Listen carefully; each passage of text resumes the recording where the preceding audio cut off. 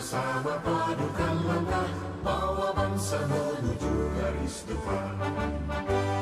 Raih cita rajut asa, singsingkan lengan, tingkatkan inovasi, unggulan dan prestasi, semua demi keluhuran bangsa, masyarakat adil makmur sejahtera. Laksanakan pendidikan dengan semangat pengabdian, ciptakan kehidupan gemilang. Telkom University, kebanggaan Pertiwi, maju dengan karya, berperan bagi bangsa, bagi Indonesia, bagi dunia.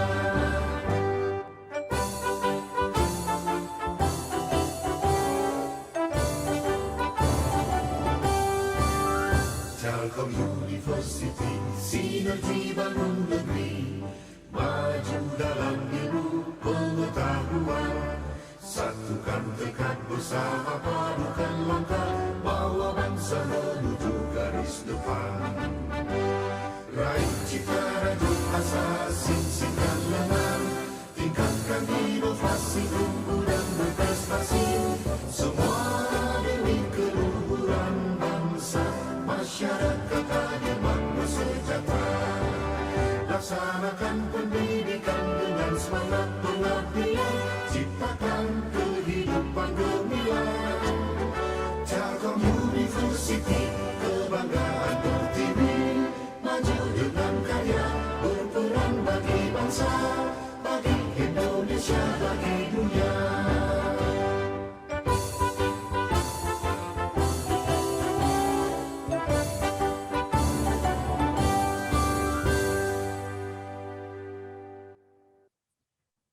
Baik, pertama-tama saya ucapkan selamat datang kepada Ibu Ade Irma Susanti, PhD, selaku Dekan Fakultas Komunikasi dan Bisnis Universitas Telkom, dan Bapak Profesor Dwi Suhartanto, MCM, PhD, selaku pemateri kita hari ini, dan juga selamat datang kepada seluruh hadirin yang mengikuti webinar pada hari ini. Agenda webinar hari ini akan dimulai dengan menyanyikan lagu Indonesia Raya dan Telkom University, lalu doa, foto bersama, sambutan dekan, penyampaian materi webinar, dan penutupan. Agar pelaksanaan kegiatan hari ini berjalan dengan lancar, marilah kita membaca doa terlebih dahulu. Doa dimulai.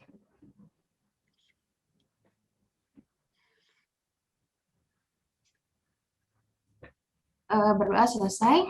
Baiklah, selanjutnya sambutan dari Ibu Ade Irma Susanti, PhD, selaku Dekan Fakultas Komunikasi dan Bisnis, Telkom University. Tempat dan waktunya saya persilahkan. Monggo, Bu Ade.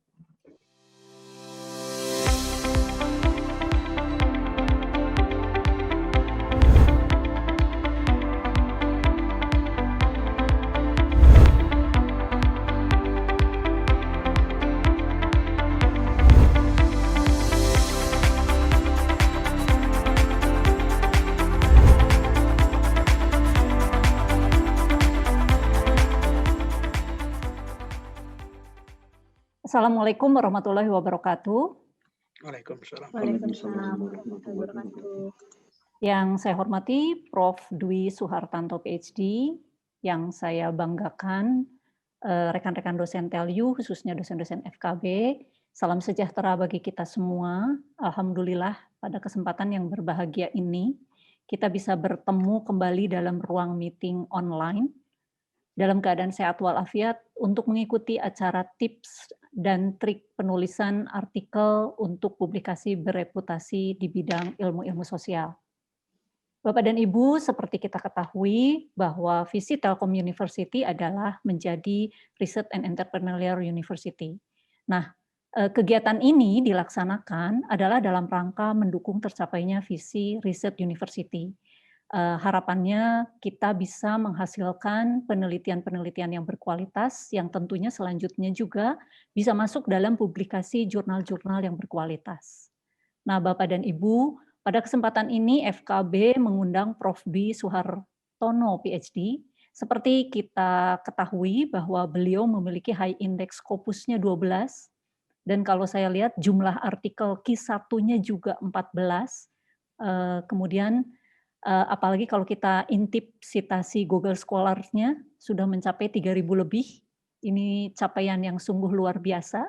Nah, tentunya Prof. Dwi, kita juga ingin bisa Prof. Dwi berbagi bersama kita kira-kira resepnya atau jamunya gitu ya, apa kok publikasinya bisa selancar ini gitu ya. Nah, kami berharap Prof. Dwi dari hasil pertemuan ini, rekan-rekan dosen yang hadir di sini juga bisa submit artikel-artikelnya ke jurnal Q1 tanpa ditolak nih. Karena pengalaman rekan-rekan dosen kami kalau submit ke Q1 sudah nunggunya lama, setahun lebih bahkan kadang-kadang gitu ya, tapi jawabannya tahu-taunya rejected gitu ya. Sedih sekali gitu ininya. Nah, Bapak dan Ibu, saya kira saya tidak perlu berpanjang lebar menyampaikan banyak hal di sini karena tentunya yang utama yang ingin kita dengarkan adalah tips dan trik dari Prof. Dwi. Mangga saya persilahkan kepada Prof. Dwi dan tentunya saya ucapkan terima kasih yang setinggi-tingginya Prof. Dwi karena telah berkenan hadir untuk melakukan sharing bersama kita. Semoga ke depan rekan-rekan dosen kami, FKB khususnya, juga bisa menyusul Prof. Dwi, bisa produktif publish artikel-artikelnya pada jurnal-jurnal bereputasi. Tidak lupa saya ucapkan terima kasih juga kepada seluruh tim yang telah menyiapkan acara ini. Akhir kata saya ucapkan selamat belajar, semoga apa yang kita pelajari hari ini menambah keberkahan bagi kita semua. Amin. Wabillahi taufik wal hidayah. Wassalamualaikum warahmatullahi wabarakatuh. Terima kasih MC.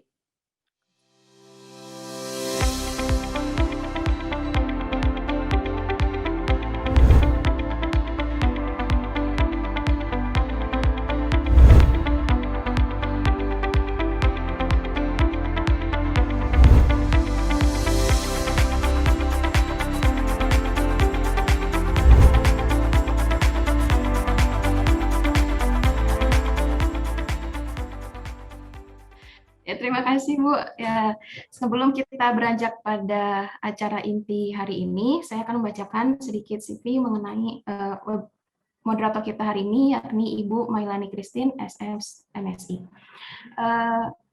Ibu Dr. Mailani Christine, SS MSI, menyelesaikan pendidikan S1-nya di Bachelor of Linguistics Pajajaran University pada tahun 2004, lalu menyelesaikan Magister of Communication Science di tahun 2010, masih di Pajajaran University, dan Doctoral of Communication Science di Pajajaran University di tahun 2017. Areas of expertise dari Bu Mailani ini yakni dosen di ilmu komunikasi.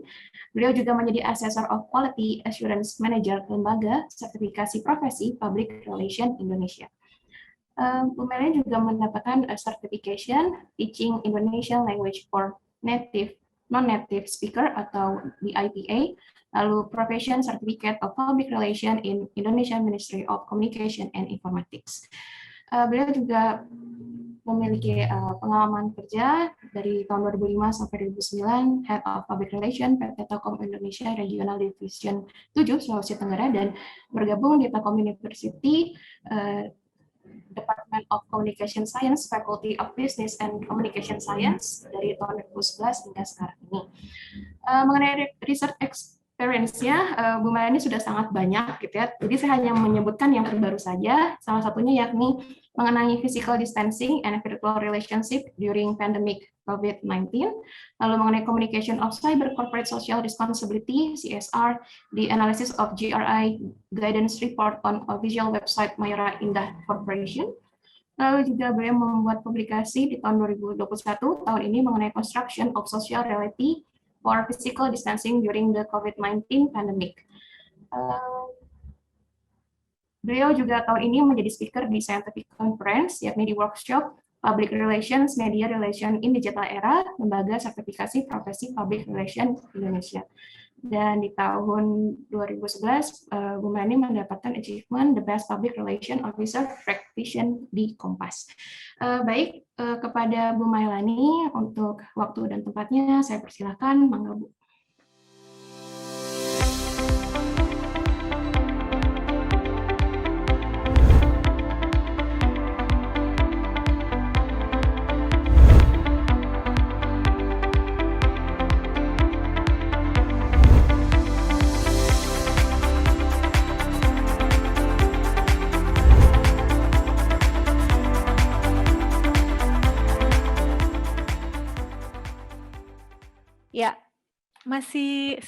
Sudah terdengar?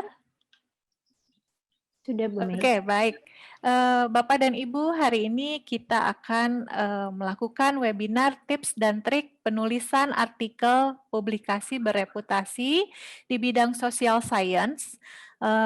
Kita sudah bersama Profesor Dr. Andes Dwi Suhartanto, MCM PhD. Selamat pagi, Prof. Izin untuk merangkum CV-nya Prof, karena panjang sekali ya Prof ya, ada sampai 7 halaman.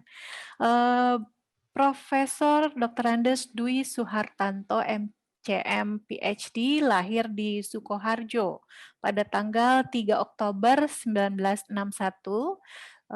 Zodiaknya Libra ya Prof. Beliau beralamat di Puri Mutiara Utara, Blok D nomor 191, Cipageran, Cimahi, Jawa Barat.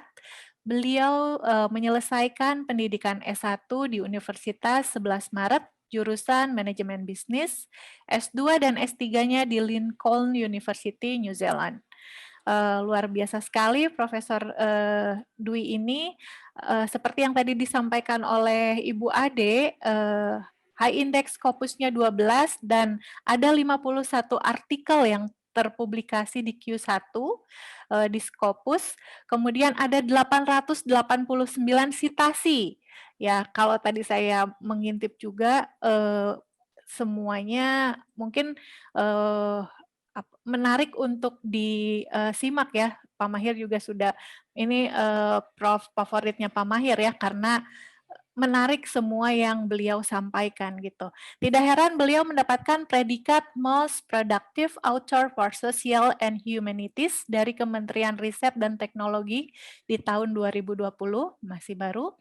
Dan juga mendapatkan penghargaan Satya Lencana Karya Sapta dari Presiden Republik Indonesia dan penghargaan dari Emerald United Kingdom as a most downloaded article top 10. Ya, baik, tidak berpanjang-panjang, saya juga ingin menyimak lebih jauh bagaimana tips dan trik kita menulis artikel ilmiah yang bereputasi. Mangga, waktu dan tempat dipersilahkan, Prof.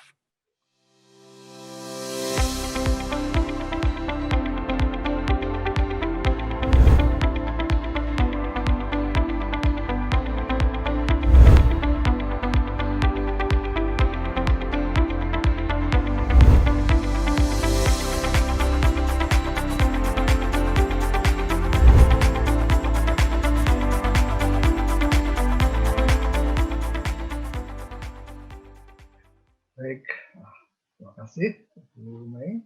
Assalamualaikum warahmatullahi wabarakatuh. Waalaikumsalam warahmatullahi wabarakatuh. Selamat pagi, salam sejahtera bagi kita semua. Pertama, terima kasih pada Ibu Dekan, Ibu Ade Irma, yang telah mengundang saya gitu ya untuk main ke value.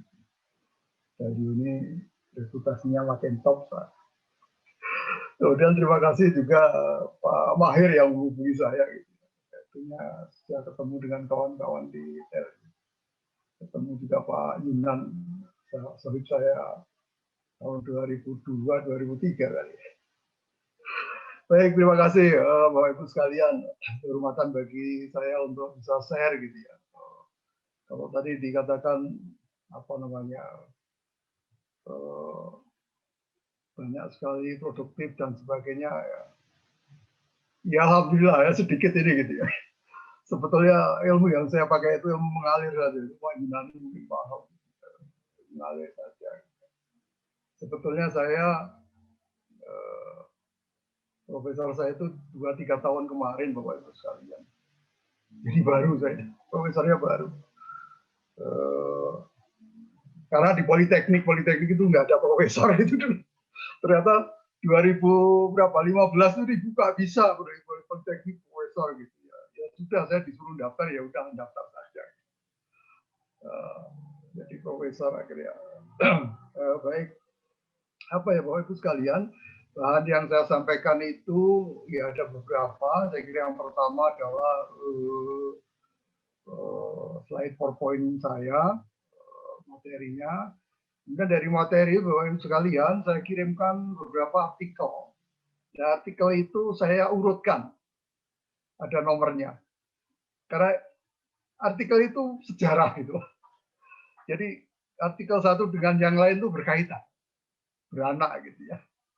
Jadi mengalir begitu. Nah, saya pengen sesuai dengan tema hari ini, saya pengen sharing pengalaman saya begitu ya. Jadi mohon maaf bukan ngajarin, bukan ini, dan ilmunya mungkin juga nggak ada kan. Jadi apa yang saya share itu ya pengalaman saja begitu, pengalaman, dan pengalaman itu nggak tahu nanti cocok atau tidak gitu. Tapi kadang-kadang pengalaman orang itu kan cocok-cocokan gitu ya. Tetapi cocok atau tidak, kadang-kadang kita melihat pengalaman orang lain itu sering we get something gitu, we learn something, itu saya kira yang mudah-mudahan kita bisa sharing, saya bisa sharing itu ya, nanti kita diskusi gitu.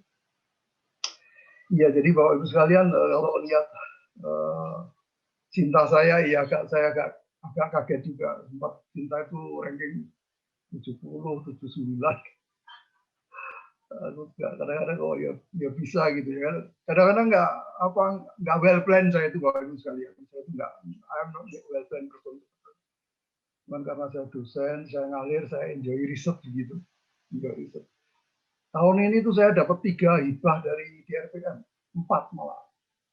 Salah satu hibahnya itu world class. Ternyata dipercaya gitu, dikasih gitu ya, dikasih malah gitu ya. Ya sudah, saya happy saja, ngalir saja Bapak sekali. Jadi keberlanjutan dari pertemuan hari ini, kalau kita bisa berkawan, itu saya kira happy. Makin banyak kawan, makin bagus. Gitu ya. Nanti saya akan ceritakan juga di paparan saya ini, sebetulnya kekuatan saya juga mungkin kawan. Gitu ya. Kalau sendirian ya nggak kuat. Gitu ya. Baik Bapak Ibu sekalian, saya akan mulai. Ini saya mohon izin untuk share screen. Untuk Ibu Mei, jika dipandang perlu nanti di pause dulu, di stop monggo aja gitu ya. Tadi diskusi. Ya, ini saya kira Bapak Ibu sekalian, ini saya sudah share di depan Pak Mahir. Oh iya, Pak Mahir itu saya sempat ngecek juga Pak Mahir itu sopo gitu ya.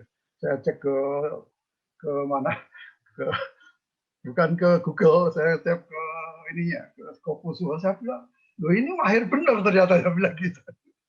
Oh, Mahir ternyata paper-papernya bagus itu, saya senang juga. Nanti kita kolaborasi. Baik Bapak Ibu sekalian, jadi judulnya ini, tetapi judul sesungguhnya itu ya tadi, sharing pengalaman saya gitu saja gitu. Baik, berlanjut Bapak Ibu sekalian, untuk mendevelop agar supaya kita bisa produktif gitu ya. Saya kira apa yang saya sampaikan itu sebetulnya tidak hal yang aneh gitu ya menurut saya kok. Nanti Bapak Ibu sekalian akan tahu sebetulnya nothing special gitu ya. Nothing special.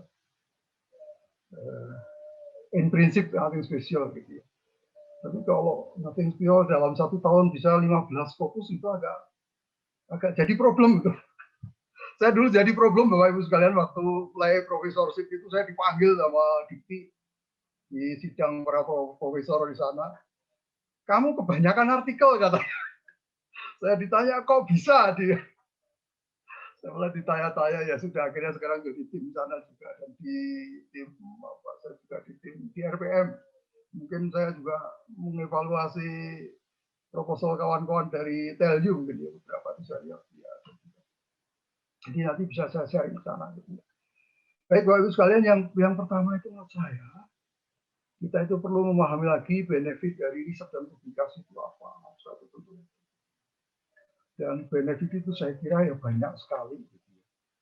Mulai dari karir, pride, altruism, sampai ekonomi. Ya. Ekonomi ya ada juga kan ekonominya gitu ya, paling nggak misalnya 30% bisa untuk honor misalnya, penelitiannya 500 gitu saja ya. Saya kira ini yang penting juga kita ini kan gitu. Apa sih riset itu apa?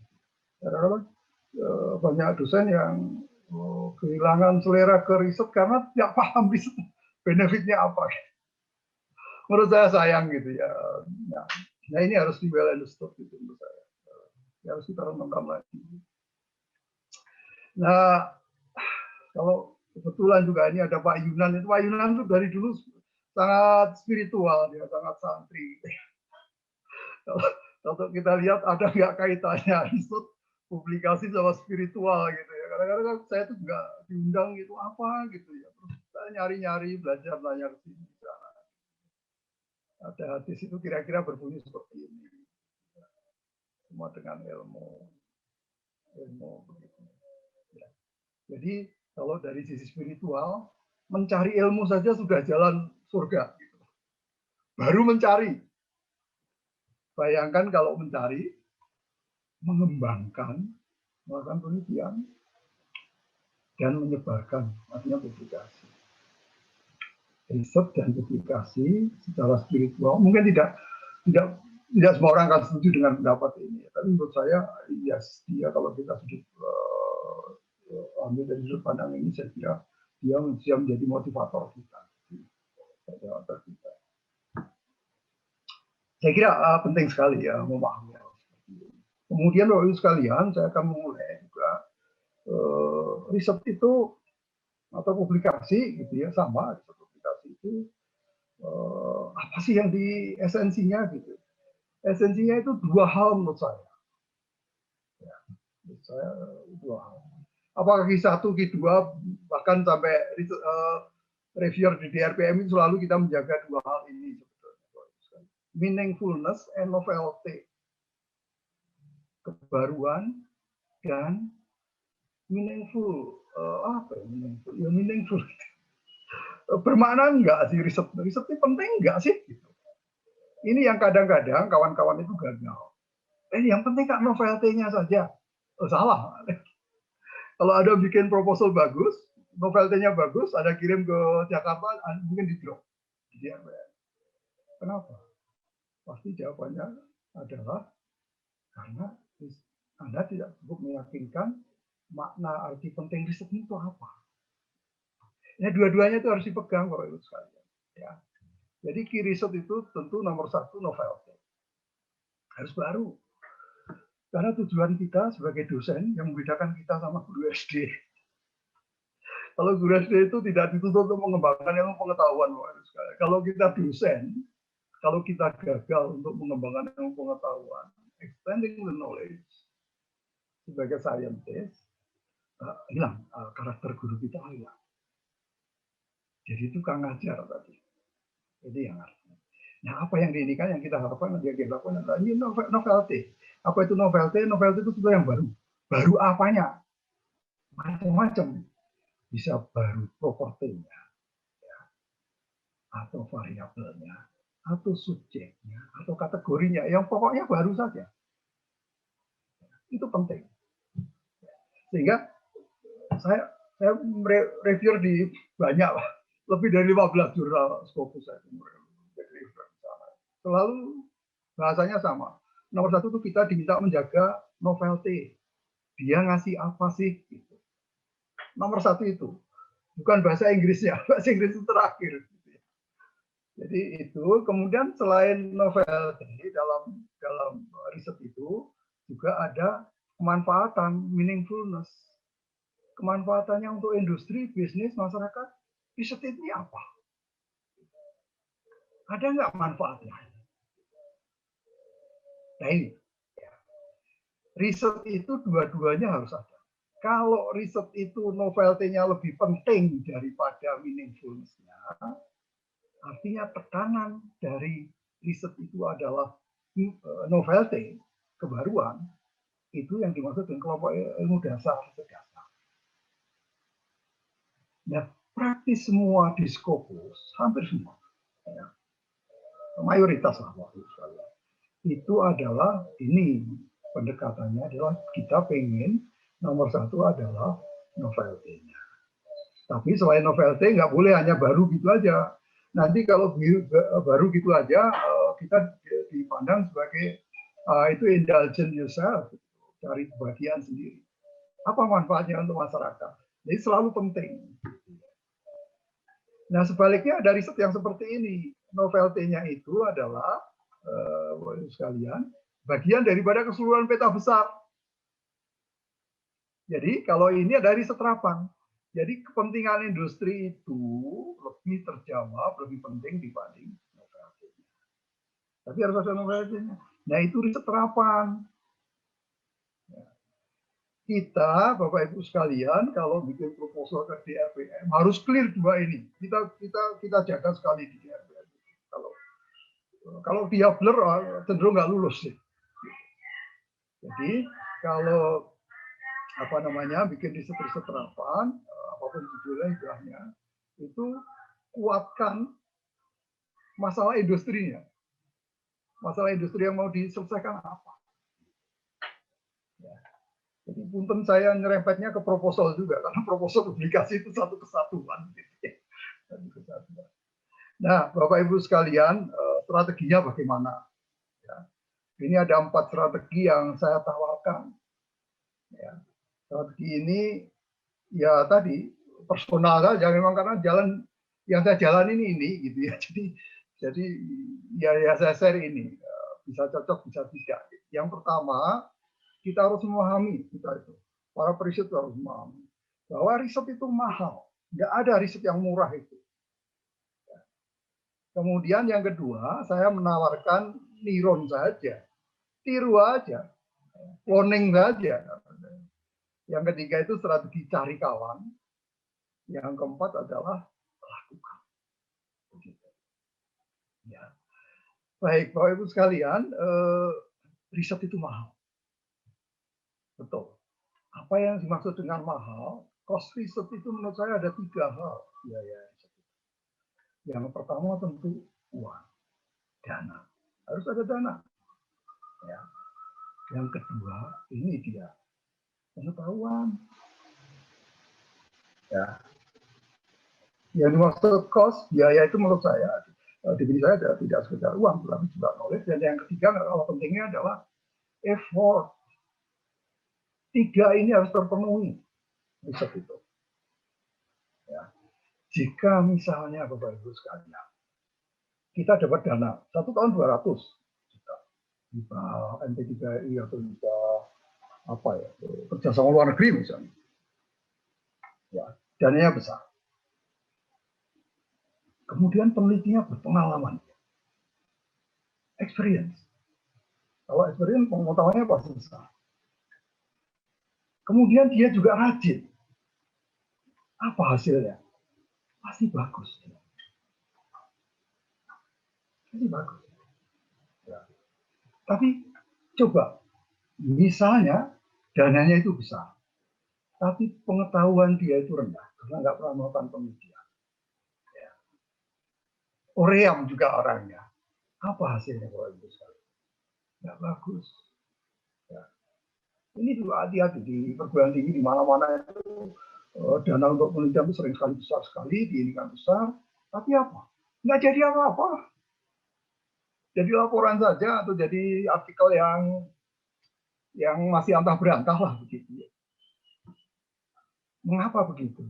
Karena knowledge dan effortnya rendah, sederhana sekali. Kayak kita ke mahasiswa kita lah. Kemudian bandingkan misalnya, kalau di Polban itu ada namanya penelitian mandiri. Dikasih 4,5 juta, 4 jutaan dan sekitar, 5 juta mungkin sekarang. Kecil dananya.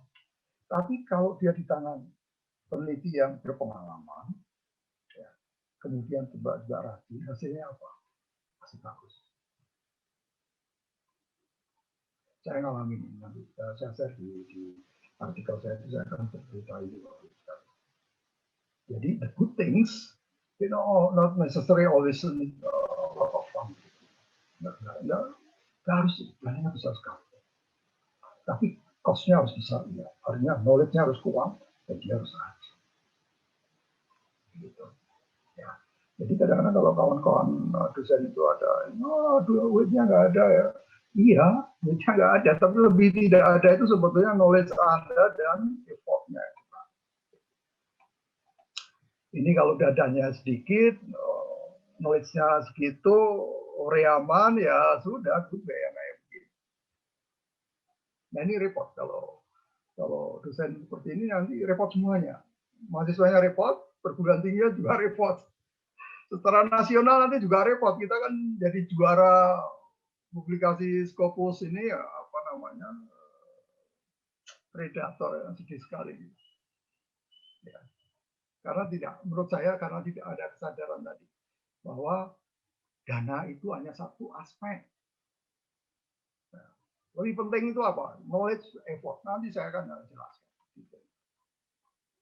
Ya. Jadi kesimpulan yang pertama Bapak Ibu sekalian, cost riset itu berkorelasi pada kualitas riset.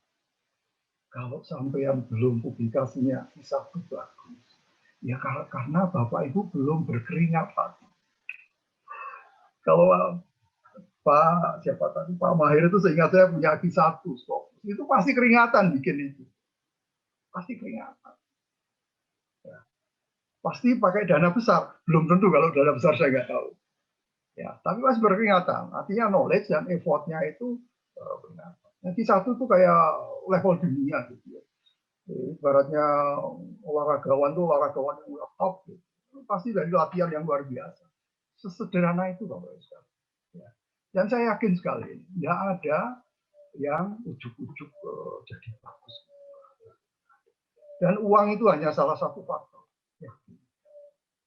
Kemudian yang kedua, saya menawarkan strategi sederhana saja. Tiru saja. Betul, niru. Saya itu niru. Beda dengan jiplak ya. Kalau jiplak itu punya orang lain, tak ambil begitu, saya klaim itu dari punya saya, itu adalah plagiasi.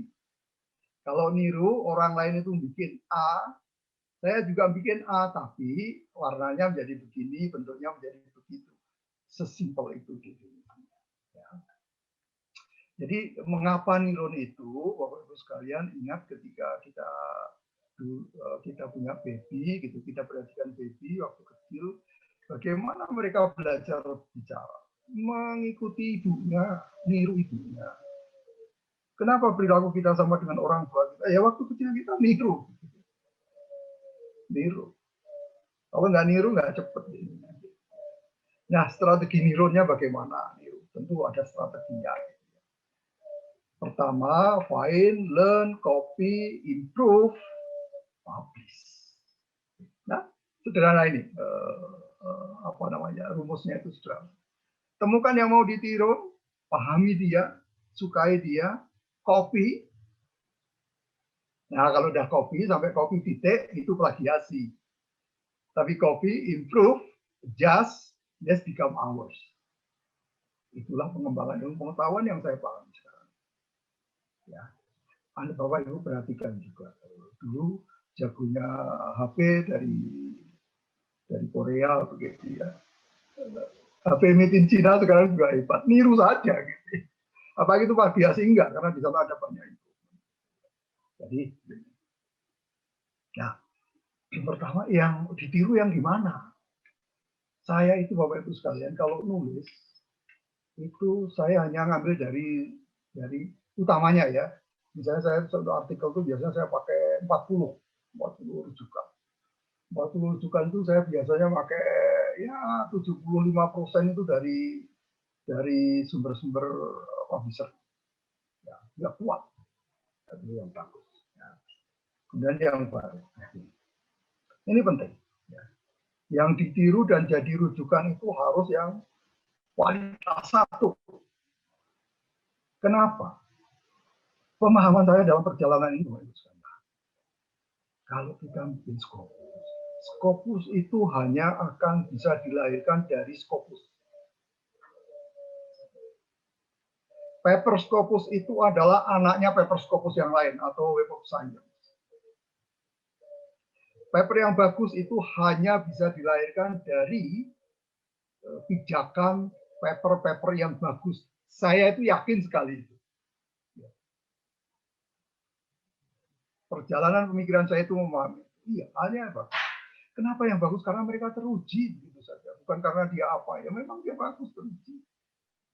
Ditulis orang yang hebat di bidang itu, direview orang yang hebat di bidang itu. Dan bidang itu di mana?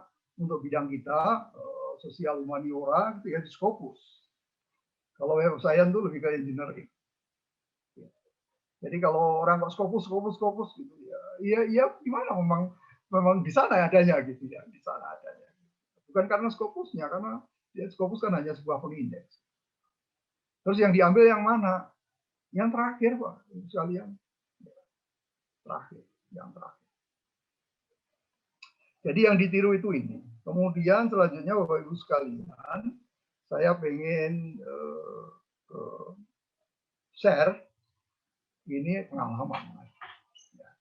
Bapak Ibu, ini juga sudah saya ini kan, Pak, kita sudah saya share sana. Jadi ini adalah paper dari Spanyol, ditulis oleh teman-teman dari Spanyol. Lihat, Tourist Satisfaction and Souvenir Shopping of Domestic Tourists Extended Weekend in Spain. Ya. Anda perhatikan, ini adalah tahun 16. Ini artikel ini bagus. Kalau di sini bagus ternyata. Saya dulu nggak nyangka gitu ya. Ternyata ini kisahnya termasuk kelompok elit di bidang turisme. Sekarang itu termasuk kelompok elit. Ya, ini Q1. Kemudian Bapak Ibu sekalian, Anda lihat coba di jurnal yang sama, Current Institute Tourism. Kalau tadi tahun 16, ini tahun 18. Judulnya mirip-mirip. Penulisnya kebetulan dari Bandung. Tulis sendirian dari Bandung. Q1. Ini agak legek ya. Coba Bapak Ibu perhatikan. Ya. Bapak Ibu perhatikan. Judulnya itu sama, ya. Tourist Satisfaction. Ya. Souvenir shopping sama, Sarua souvenir shopping. Ya. Domestic tourist, aku juga domestic tourist. Dia di Spanyol, saya di Bandung. Bayangkan, ini jurnal Q1. Jadi rujukan kuat. Ya. Jadi pada waktu 2016 saya dapat hibah dari DIPI itu MP3EI Shopping Tourism. Saya menemukan artikel ini. Riset saya udah jalan, udah selesai gitu. Saya loh kok seneng saya. Saya baca itu enak gitu artikel ini. Saya ngerti, saya tahu bidang ini, terus pokoknya seneng aja. Saya dulu nggak melihat ini Q1 atau berapa, enggak. Pokoknya aku suka aja ini. Kemudian tahun 17 kira-kira, 16-17 itu saya cloning dia, tak ikutin saja. Saya duplikasi, saya cloning begitu. Akhirnya tahun 17 saya kirimkan, tahun 18 diterima. Persis lihat nih kalau misalnya. Ini yang saya maksud niru. Ini harus dong. Nggak mungkin saya akan bisa meniru sesuatu yang mirip kalau ini tidak yang bagus. Kalau ini nggak bagus ya ini pasti juga nggak bagus saya menirunya. Sulit kalaupun bisa kan. Ya. Jadi Bapak Ibu sekalian ini mirip-mirip. Tahap selanjutnya itu aneh. Si Ovidio, si Garcia ini, kemudian dia ngikutin juga tulisan saya yang lain gitu di tahun kemarin, tahun 19 kalau itu saya ketawa, ini saya pengen ketemu dia, ternyata ada COVID. Jadi kami berteman yang tidak kenal. Jadi saya kayak berguru pada mereka, kemudian dia gantian untuk mengikuti ini saya. Ceritanya lucu. Nah, bedanya di mana dua paper itu? Dua paper itu sudah saya share bahwa sekalian monggo untuk dibaca gitu ya. Bedanya ini, kalau yang Spanyol itu yang warna biru, Indonesia yang hijau. Spanyol itu tujuannya kira-kira hanya ini. Dia mau dimension overall satisfaction di souvenir itu seperti apa. Nah, yang Suhartanto nambahin. Yang papernya Suhartanto itu ini juga iya. Tapi ditambahin ini aja. Begitu. Jadi nggak plek. Nirun itu jangan pakai yang tadi saya copy kemudian diimprove. Improve-nya di mana? Post purchase saja. Kenapa post purchase? Ya aku tahu itu. Waktu saya kuliah saya banyak paham ini. Objektif. Jadi kalau begitu modelnya berbeda. Kalau dia hanya sampai sini, saya kembangkan ke sini. Simple. Terus gimana? Sampelnya? Ya sampelnya pasti beda lah. Dia sampelnya di Spanyol, saya di Bandung. Kemudian data analisisnya apa? Nah ini saya bedakan. Kawan-kawan Spanyol itu regresi, aku pakai SEM lah, agak keren dikit kalau orang Indonesia kalau nggak pakai SEM gitu kayaknya nggak gagah gitu. Saya dulu begitu, sekarang itu ketawa ya. Salah itu kawan-kawan. SEM itu penting tapi dia alat gitu ya. Oh, ributnya SEM aja baca literaturnya raiso, ya nggak jadi lah. Ya, begitu Bapak Ibu sekalian. Terus ceritanya lagi analisisnya karena dia regresi seperti ini, saya pakai SEM seperti ini. Nah bedanya apa? Saya improve apa temuannya? Saya mengkonfirmasi ini. Oh iya, ini setuju Spanyol mengidentifikasi ini, saya juga ternyata. Tapi gitu. Nggak sekedar ini loh, ini tambah kayak gini. Jadi kelihatan sekali bagaimana saya meniru dan menginfo. Ya. Jadi prosesnya itu Bapak Ibu sekalian, persis tak tiru aja semuanya di awal ya, di awal ngambil ide dan sebagainya. Tapi dalam pematangan selanjutnya karena konteksnya berbeda dan mungkin juga ego penelitinya menjadi ada improvement sana sini. Tapi benar-benar saya berterima kasih kepada mereka. Jadi begitu Bapak Ibu sekalian. Jadi kalau ini tadi, ini papersnya sama. Nah, ini ke masalah thesis. Ya. Jadi paper shopping saya ini, souvenir ini saya tulis ketika saya dapat hibah shopping tourism. Oh, proposalnya itu MP3 ini. Cuman tidak terkait dengan souvenir. Souvenir itu saya pahami dalam perjalanan, dalam riset itu. Sehingga ini ya sudah, tak jalankan aja sendiri, saya lakukan survei. Saya bayar mahasiswa, kamu tak bayar satu orang 10.000 ya, ya udah, keluarkan. 10.000 mereka, ini pada waktu itu 2015-16. Survei habis kira-kira 2,5 juta lah untuk survei. Udah, jadi bisa murah Bapak Ibu sekalian. Terus udah, saya tulis gitu, saya kiriman pada provider saya. Saya kirimkan draftnya, terserah monggo berapa harganya, dia minta 1 juta. Ya, dah. Berapa harganya? 3,5 juta rupiah dari sisi rupiah Bapak Ibu sekalian. Ini Q1. Syarat profesor di Indonesia itu cukup 1. Ya. Tapi jangan lupa tadi bahwa ini hanya salah satu faktor saja. Ya. Proses memahami, menulis dan sebagainya itu kalau saya hitung jamnya, ya itu berjam-jam. Itu berjam-jam nulis itu. Ya bisa ujuk-ujuk ini enggak, itu dia harus full hati dan jangka panjang. Jadi kayak lari maraton gitu. Terus aja, terus. Apalagi dulu kan proses yang belum pengalaman. Kalau udah berpengalaman mungkin agak cepat. Tapi ketika belum berpengalaman ya sudah ngos-ngosan nulisnya. Takes time, takes a lot of effort. Itu yang saya maksud tadi. Ya. Jadi betul bahwa pakai dana yang kecil itu bisa bagus sekali. Yes. Bahkan kalau Bapak Ibu perhatikan, beberapa artikel itu adalah bunyinya dalam meta-analisis. Praktis dia tidak butuh biaya sama sekali.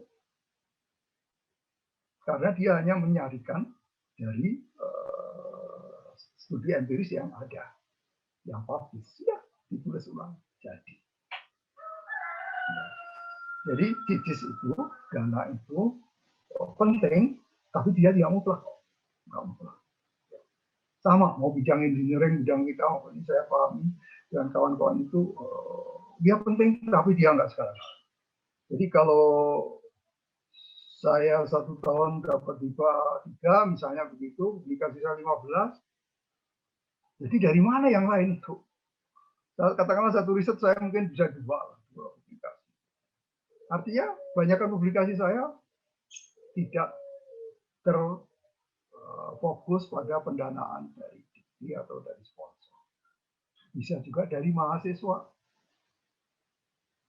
Ya. Saya nggak kirim di sini, kalau Bapak Ibu lihat ya, di jurnal of Cleaner Production, itu jurnal paling top di bidang environment. Saya juga kaget juga. Impact faktornya itu sampai 7. Saya punya jurnal di sana. Dari mana artikelnya itu, risetnya? Dari TA mahasiswa, Bapak Ibu sekalian. Ada mahasiswa yang rajin, saya arahkan, gitu. Jadi TA-nya yang mana, untuk keseluruhan riset saya yang mana, gitu, dia saya bawa juga. Bisa seperti itu. Dan itu semakin ke sini saya makin sering sekali. Jadi nggak harus mahasiswa S2, S3, mahasiswa S1 itu bisa. Apalagi di Telkom. Nah, kalau kita pandai-pandai mengarahkan, oh mahasiswa ini arahnya ke sana, bacaan saya ke sini, maka saya desain seperti ini. It can be, cheap, efektif dengan high quality publikasi. Bapak Ibu sekalian, kalau sudah di cloning, pertanyaan ke sana. Terus yang cloning apanya ya? Apa saja? Ya tulisannya, ya analisisnya, ya apa saja Bapak Ibu sekalian. Tahap awal itu begitu. Introduction, kalau Bapak Ibu baca tulisan saya gitu, ada yang sering baca tulisan saya tuh ngomong saya gini, kok kamu introduction dunia sama sih? Iya. Udah ketemu pola gitu ya. Pola itu dari mana? Saya tiru juga orang lain tuh.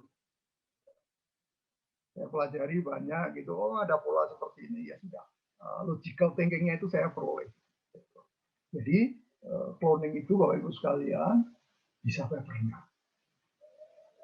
Bisa juga antar sub bagian dari paper itu, introduction, literatur review, atau bisa kayak tulisan. Kadang-kadang saya itu juga suka mulung Bapak Ibu sekalian. Kalau ada tulisan bagus, kalimat bagus maksudnya, itu saya pulung, tak crops gitu ya, tak kasih simpenan di mana. Karena Bapak Ibu sekalian sebetulnya kalau Anda lihat tulisan-tulisan akademik itu standar, nggak neko-neko, straightforward. Coba perhatikan, sama Bapak Ibu sekalian. Ya. Mau bahasa Inggris, bahasa Indonesia, bahasa lain, begitu akademik itu adalah standar. Kalau standar jadi enak kita. Ya. Jadi kadang-kadang satu paper itu saya analisisnya itu ambil aja analisis dari yang lain gitu. Strukturnya ambil aja kemudian adjust di bidang itu, sesuaikan bidang itu udah cepat sekali. Cepat Pak, kadang-kadang saya sekarang nulis itu ya, seminggu 2 minggu jadi paper. Jadi enak, karena tabungan saya udah banyak. Tabungan di cloning dari ya, jadi cloning itu tidak hanya artikel, tiru aja deh ya, tapi jangan jiplak. Ini beda ya ceritanya. Nah, selanjutnya gimana kalau sudah saya ini selalu nasihatin ke kawan-kawan yang baru mulai publikasi gitu ya, udah publish Pak, udah good. Gimana? Jangan lari kemana-mana, saya bilang. Maksudnya kalau sudah nulis bidang A atau PA, jangan pindah aneh-aneh. Nanti buang-buang energi. Kalau sudah publish A, bikin aja A aksen. A plus, A minus, A setengah B, begitu. Evolutif. Evolutif. Itu yang saya maksud dengan further cloning. Ya, saya tunjukkan lagi. Jadi ini paper tadi, paper anaknya dari Spanyol. Paper ini beranak lagi Bapak Ibu sekalian. Anda perhatikan ke paper yang selanjutnya. Ini itu Q2 yang bawah ini. Ya. Anda perhatikan. Storage satisfaction ini sama, saruan. Souvenir shopping, souvenir ini souvenir sama. Ya. Dari domestik Indonesia, yang membedakan ini menjadi souvenir, menjadi food. Jadi kalau baca ini kelihatan sekali bahwa ini itu anaknya dari paper ini. Yang membedakan kalau ini tadi adalah general souvenir, ini adalah ke food souvenir. Gimana kok bisa begitu?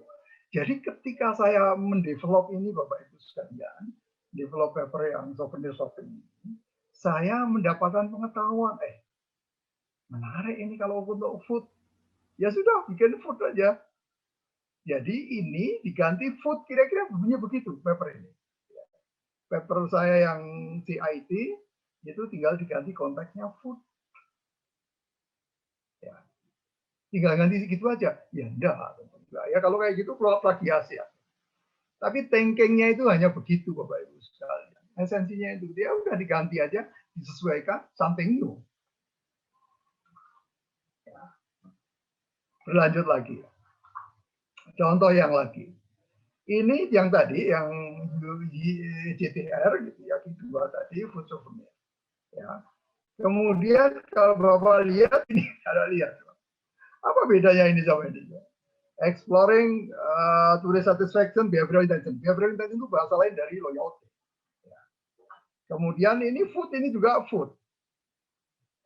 Yang membedakan adalah kalau ini turis dan resident, kalau ini hanya turis saja. Ya. Kenapa dia turis dan resident? Karena saya makainya adalah specialty food. Kalau kita di Bandung itu Kartikasari gitu, nama termasuk specialty food. Kartikasari itu yang mengonsumsi kan turis iya, tapi warga kota juga iya. Beda dengan yang food souvenir tadi. Food souvenir itu dibeli untuk turis. Gitu. Nah, ini sama ini itu kakak adik Bapak Ibu sekalian. Kayak cukroning saja. Coba. Cakep kan? Pak Yunan udah ketawa-ketawa. Pak Dwi dari dulu agak ini. Saya tahu, saya enjoy aja gitu, ngalir aja gitu ya, dapat gitu. Kemudian Bapak Ibu sekalian coba Anda perhatikan. Ini British Food Journal loh, ini Q1 loh Bapak Ibu. Ini tadi itu Q1, British Food. Dari jurnal ini kalau Anda perhatikan juga dengan jurnal berikutnya. Ya. Kalau ini loyalty specialty food, foodnya tak ganti halal food.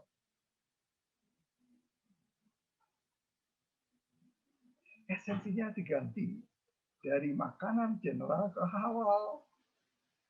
Tapi bentuk, struktur, dan sebagainya kurang lebih adalah sama. Dan ini sama-sama di jurnal yang British Food. Begitu Bapak Ibu sekalian. Jadi penting sekali bahwa kita itu memang harus mampu melahirkan harus bikin. Dan kalau sudah itu jangan aneh-aneh. Itu Pak Intan itu kayak saya lihat publikasinya aneh-aneh. Satu koperasi, satu apa itu muter. Itu juga bisa. Tapi sampai tidak akan dapat kedalamannya. Ya. Apa yang saya tekuni dari semuanya ini Bapak Ibu sekalian. Kalau Bapak Ibu baca publikasi saya di Google, gitu. Saya itu banyak kemana-mana saya itu. Ke makanan, ke energi, ke transport. Dengan kualitas Q1 gitu. Ke tourism, ke syariah, ke macam-macam. Tapi saya tidak berubah jati diri saya sebagai orang perilaku konsumen. Jadi basis keilmuan saya itu perilaku konsumen. Kalau yang membedakan itu hanya settingnya Bapak Ibu sekalian. Nah kadang-kadang kawan-kawan itu saya perhatikan pengen menguasai banyak hal gitu loh. Ini iso itu nggak tahu ya nggak bisa apa-apa malahan gitu ya. Nah jangan lupa Bapak Ibu sekalian sebagai dosen. Tanya jati diri keilmuan itu apa. Kita perlu memahami banyak ilmu. Tapi harus ada satu kekuatan kita yang tangguh. Kalau saya bidang perilaku konsumen. Makanya paper saya punya banyak sekali loyalty, satisfaction, begitu. Dan itu dulu saya sudah diketawain teman-teman. Mosok nulis kayak gitu-gitu aja sih kamu. Ya dalam hati saya, ya Anda nggak tahu bahwa ini tuh luas sekali gitu loh. Itu tuh bisa dalam sekali dan dalam perjalanan saya memang nggak sembarangan ini gitu. Itu besar. Ya. Jadi be fokus apapun ini kita keilmuan kita itu apa itu kuatkan. Ya. Jadi kalau kuat itu kita teorinya itu kuat. Kalau teorinya kuat itu kita enak ke Scopus karena Scopus itu mainnya teori. Kalau sesuatu yang baru lah itu. Kemudian apalagi?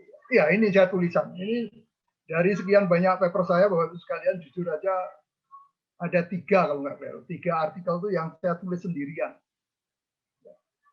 Saya tulis sendirian. Dan saya kesimpulan dari 3 itu apa? Itu hanya membuktikan ego saja kata saya. Dari ego. Biar pokoknya aku bisa sendiri gitu.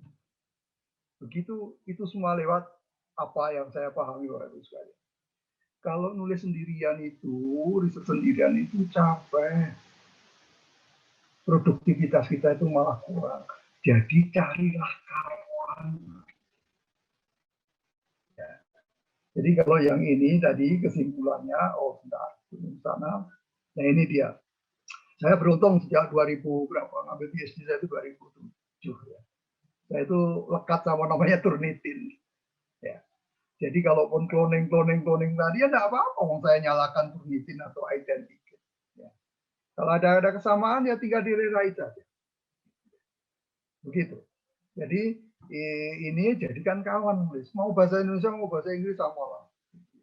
Ini sudah standar. Syukur bisa Identikit. Nggak tahu kalau Telkom mungkin punya yang lebih bagus mau. Ya, tapi ini jadikan kawan gitu ya. Nah, kadang-kadang kawan saya gitu ya. Turnitin aja nggak kenal, terus kamu nulis mau pakai apa gitu? Gimana? Nggak bisa. Kita kalau mau publikasi internasional itu jangan lupa bahwa itu sekalian, keep in mind, mindset kita tidak di Bandung. Mindset kita itu di New York atau London. Karya kita itu harus bisa dimengerti dengan baik oleh orang-orang di akademisi di Sydney, di London, artinya ya sungguh-sungguh. Gitu ya. Sungguh-sungguh. Artinya alat-alat seperti Turnitin, EndNote itu sudah bukan ini gitu ya, sudah bukan masalah. Jadi kesimpulan saya yang nomor 2, Bapak Ibu sekalian, kesimpulan saya, niru saja, wes. Nanti begitu Anda itu sudah ahli niru, kecanggihannya itu keluar. Betul. Kecanggihan sintesa, bukan hanya niru satu itu sintesa. Bagaimana meniru sekaligus 3 artikel. Itu ketemu. Kalau nanti sempat Bapak Ibu lihat di jurnal saya yang British Food tadi, yang halal food, itu saya niru integrasi 2 model. Dan itu senang sekali saya. Jadi saya banyak sekali dihargai di situ. Saya juga senang ternyata orang ngerti. Gitu. Ya. Jadi progresnya ke sana. Berlanjut Bapak Ibu sekalian, tadi sudah saya ini kan bahwa membuat artikel itu tidak mudah. Ya. Namanya Scopus itu bukan kelas Bandung, bukan. Dia kelas Tokyo, gitu, kelas Singapura.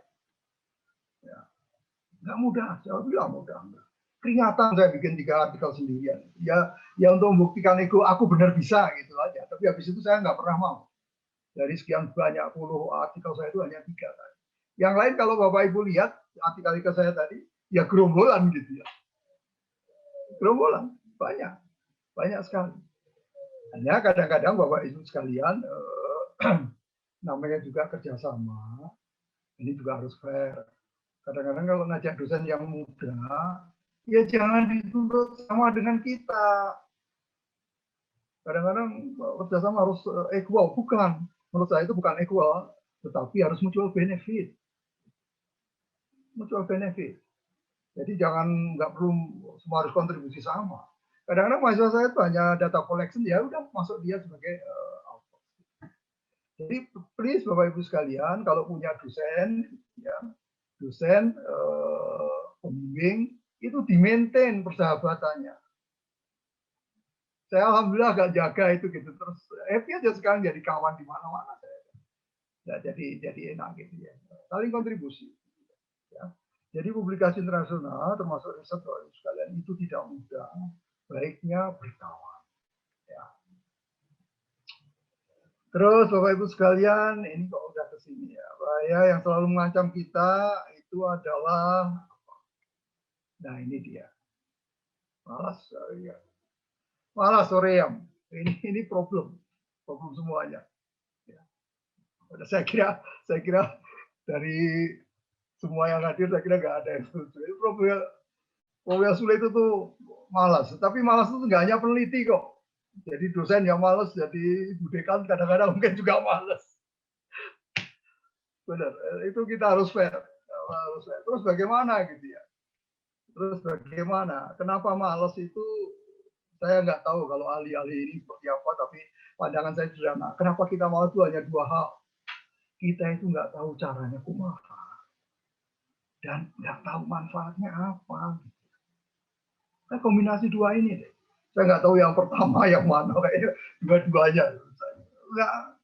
nggak tahu caranya aku mau nulis gitu. Ini juga kadang-kadang bagi Anda yang, maaf ini provokasi, saya kadang-kadang nguji dokter di beberapa perguruan tinggi, di luar itu saya juga nguji.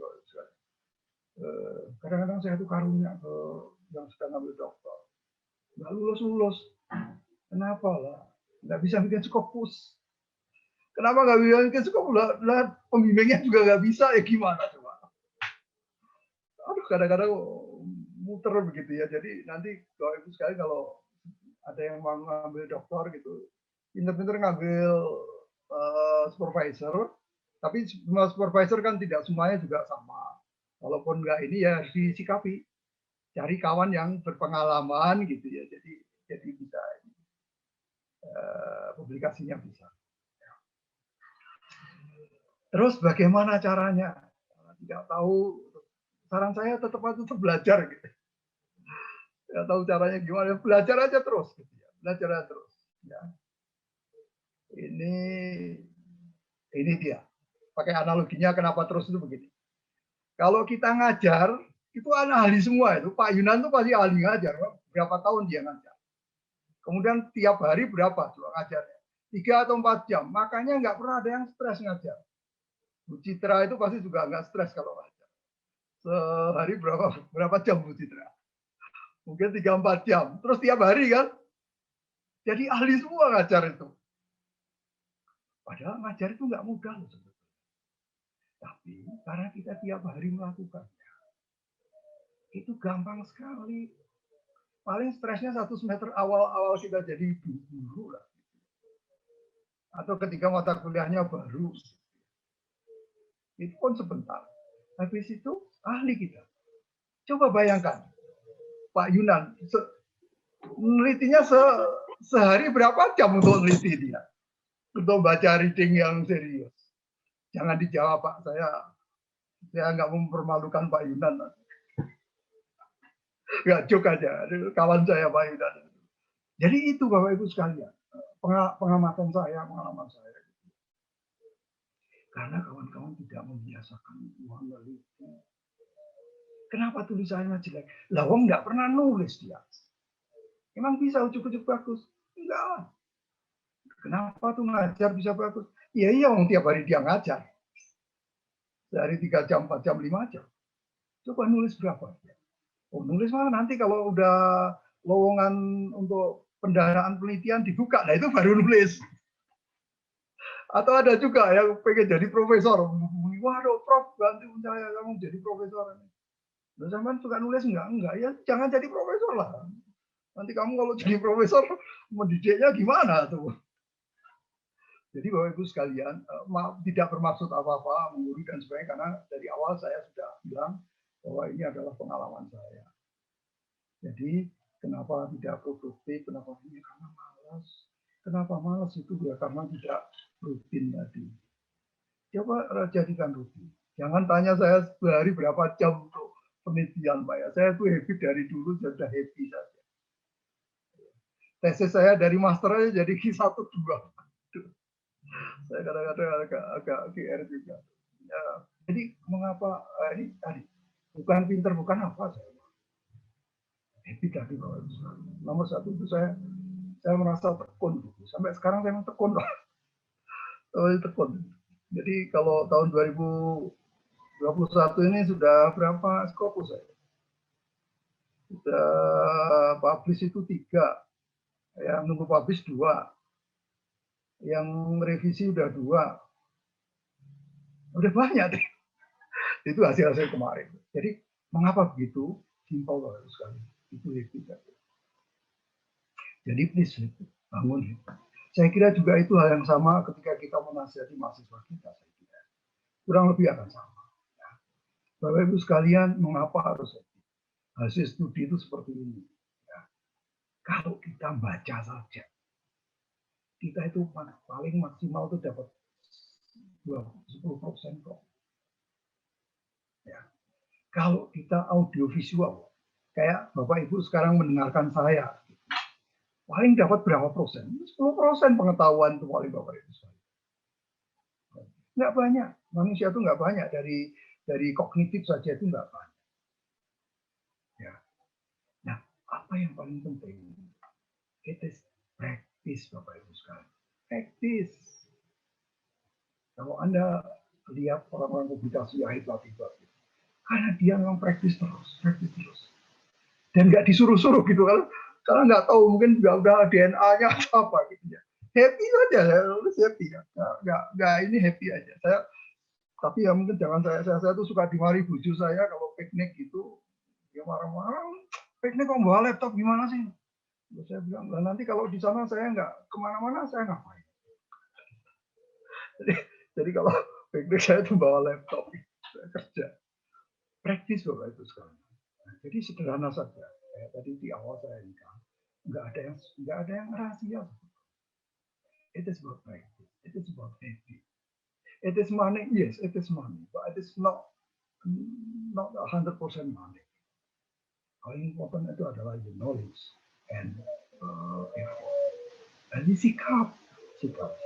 Cicis itu nomor 2. Tapi kalau cicisnya terus, yaitu jadinya ini. Ya. Saran saya itu gunakan filosofinya sepatu Nike lah. Supaya itu Nike itu kan ininya kan just do it. Lakukan saja, mau dia lakukan saja. Jangan nunggu-nunggu duit, nanti kalau duit, we can do it, akhirnya jadi duit. Jangan dibalik. Enggak, duit itu akibat, duit itu akibat. Akibat, nggak mungkin. Ya sebabnya jadi sedikit lama. Jadi Bapak Ibu sekalian, kemudian ada beberapa hal yang saya ingin share dari pengalaman saya. Kita itu, bukan kita, mungkin pengalaman saya, lebih saya. Saya percaya Bapak Ibu sekalian, ide itu jangan ditunggu untuk bidang akademik itu. Ide itu datang ketika kita menulis. Ya. Tapi sebetulnya menulis itu dalam definisi saya adalah menulis itu fungsi daripada membaca. Baca itu nulis. Nulis itu baca. Jangan baca toh, enggak nulis itu membaca novel sampean. Kalau nulis saja tanpa baca, ya itu menulis novel juga itu. Itu sastra. Ya. Sementara keilmuan itu adalah kita kembangkan dari apa yang sudah dikerjakan oleh para ahli yang lalu. Maka writing is a function of reading. Jadi reading sama writing itu satu kesatuan. Makanya kalau saya nggak bisa ini kan gitu ya. Di meja kerja saya itu selalu di rumah maupun di kantor sekalian nggak sekedar laptop tapi juga screen besar begitu. Jadi bacaan dibuka langsung dikaitkan dengan laptop langsung di. Ya. Kemudian yang kemudian tadi menulis itu menurut saya itu bukan sebuah seni. It is not craft.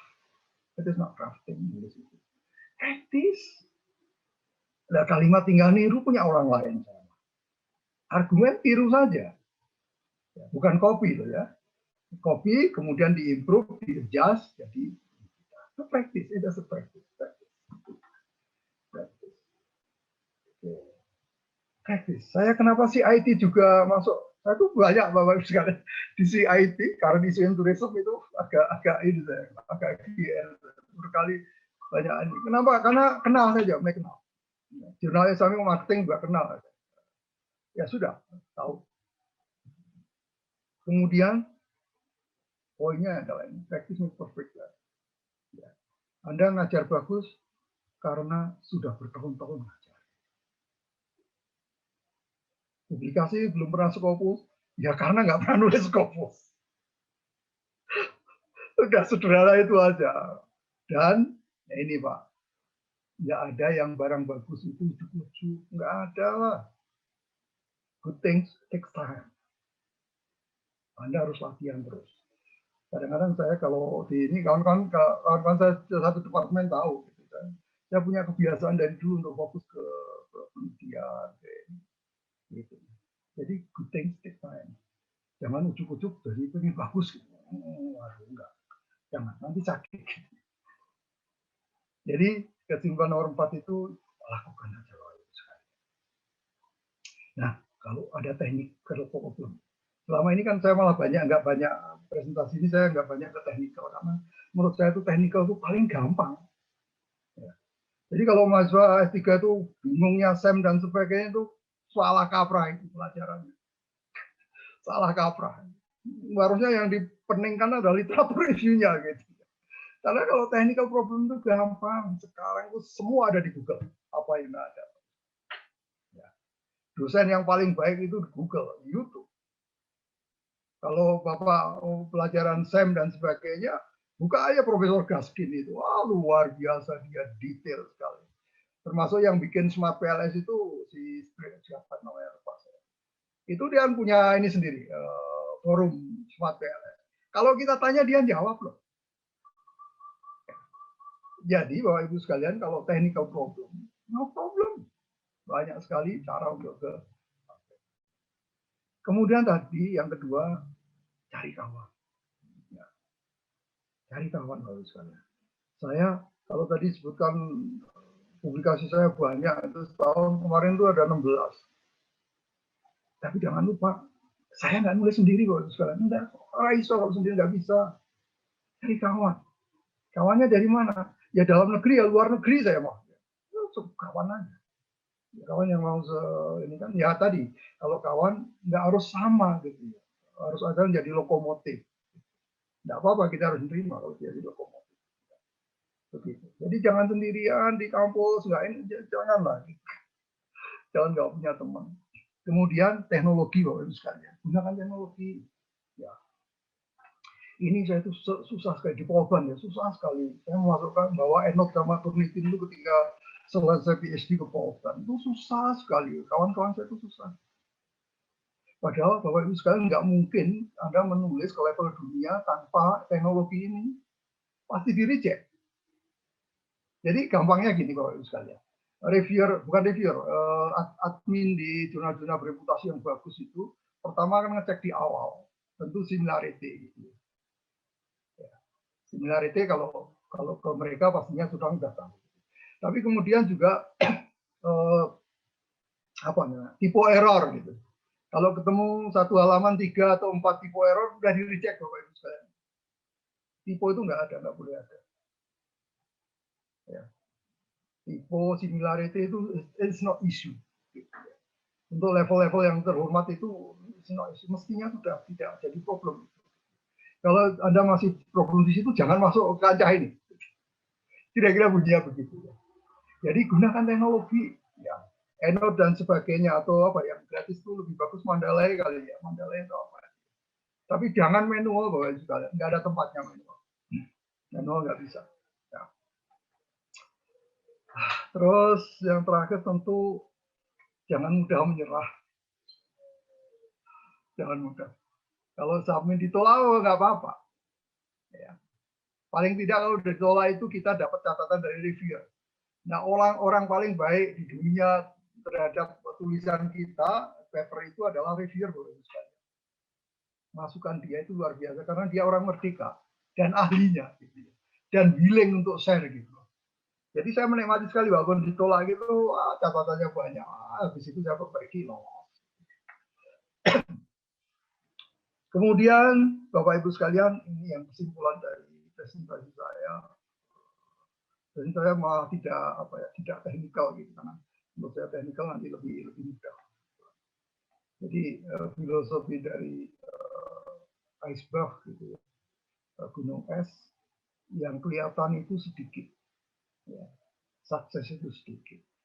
Ya, paper kisah itu di sini, tapi sebetulnya dia ditopang dengan ya, kembali ke awal tanpa effort yang luar biasa, yang fokus, yang nggak jadi.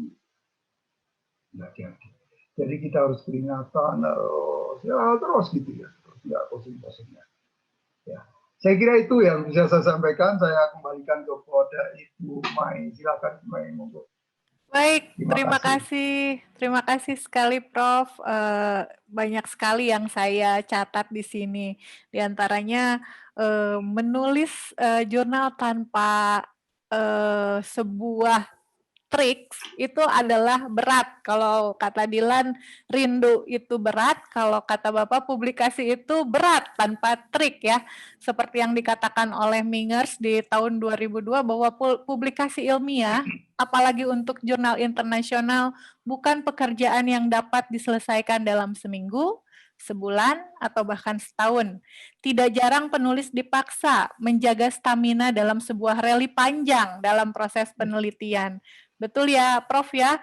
Nah, di sini Prof, saya sudah punya banyak sekali pertanyaan di kolom chat, di antaranya ada dari Ibu Rita Destiwati, beliau dari Prodi Ilmu Komunikasi. Assalamualaikum, izin bertanya Prof, apakah metode penelitian berpengaruh besar dalam penerimaan artikel di jurnal bereputasi Q1, Q2, dan seterusnya?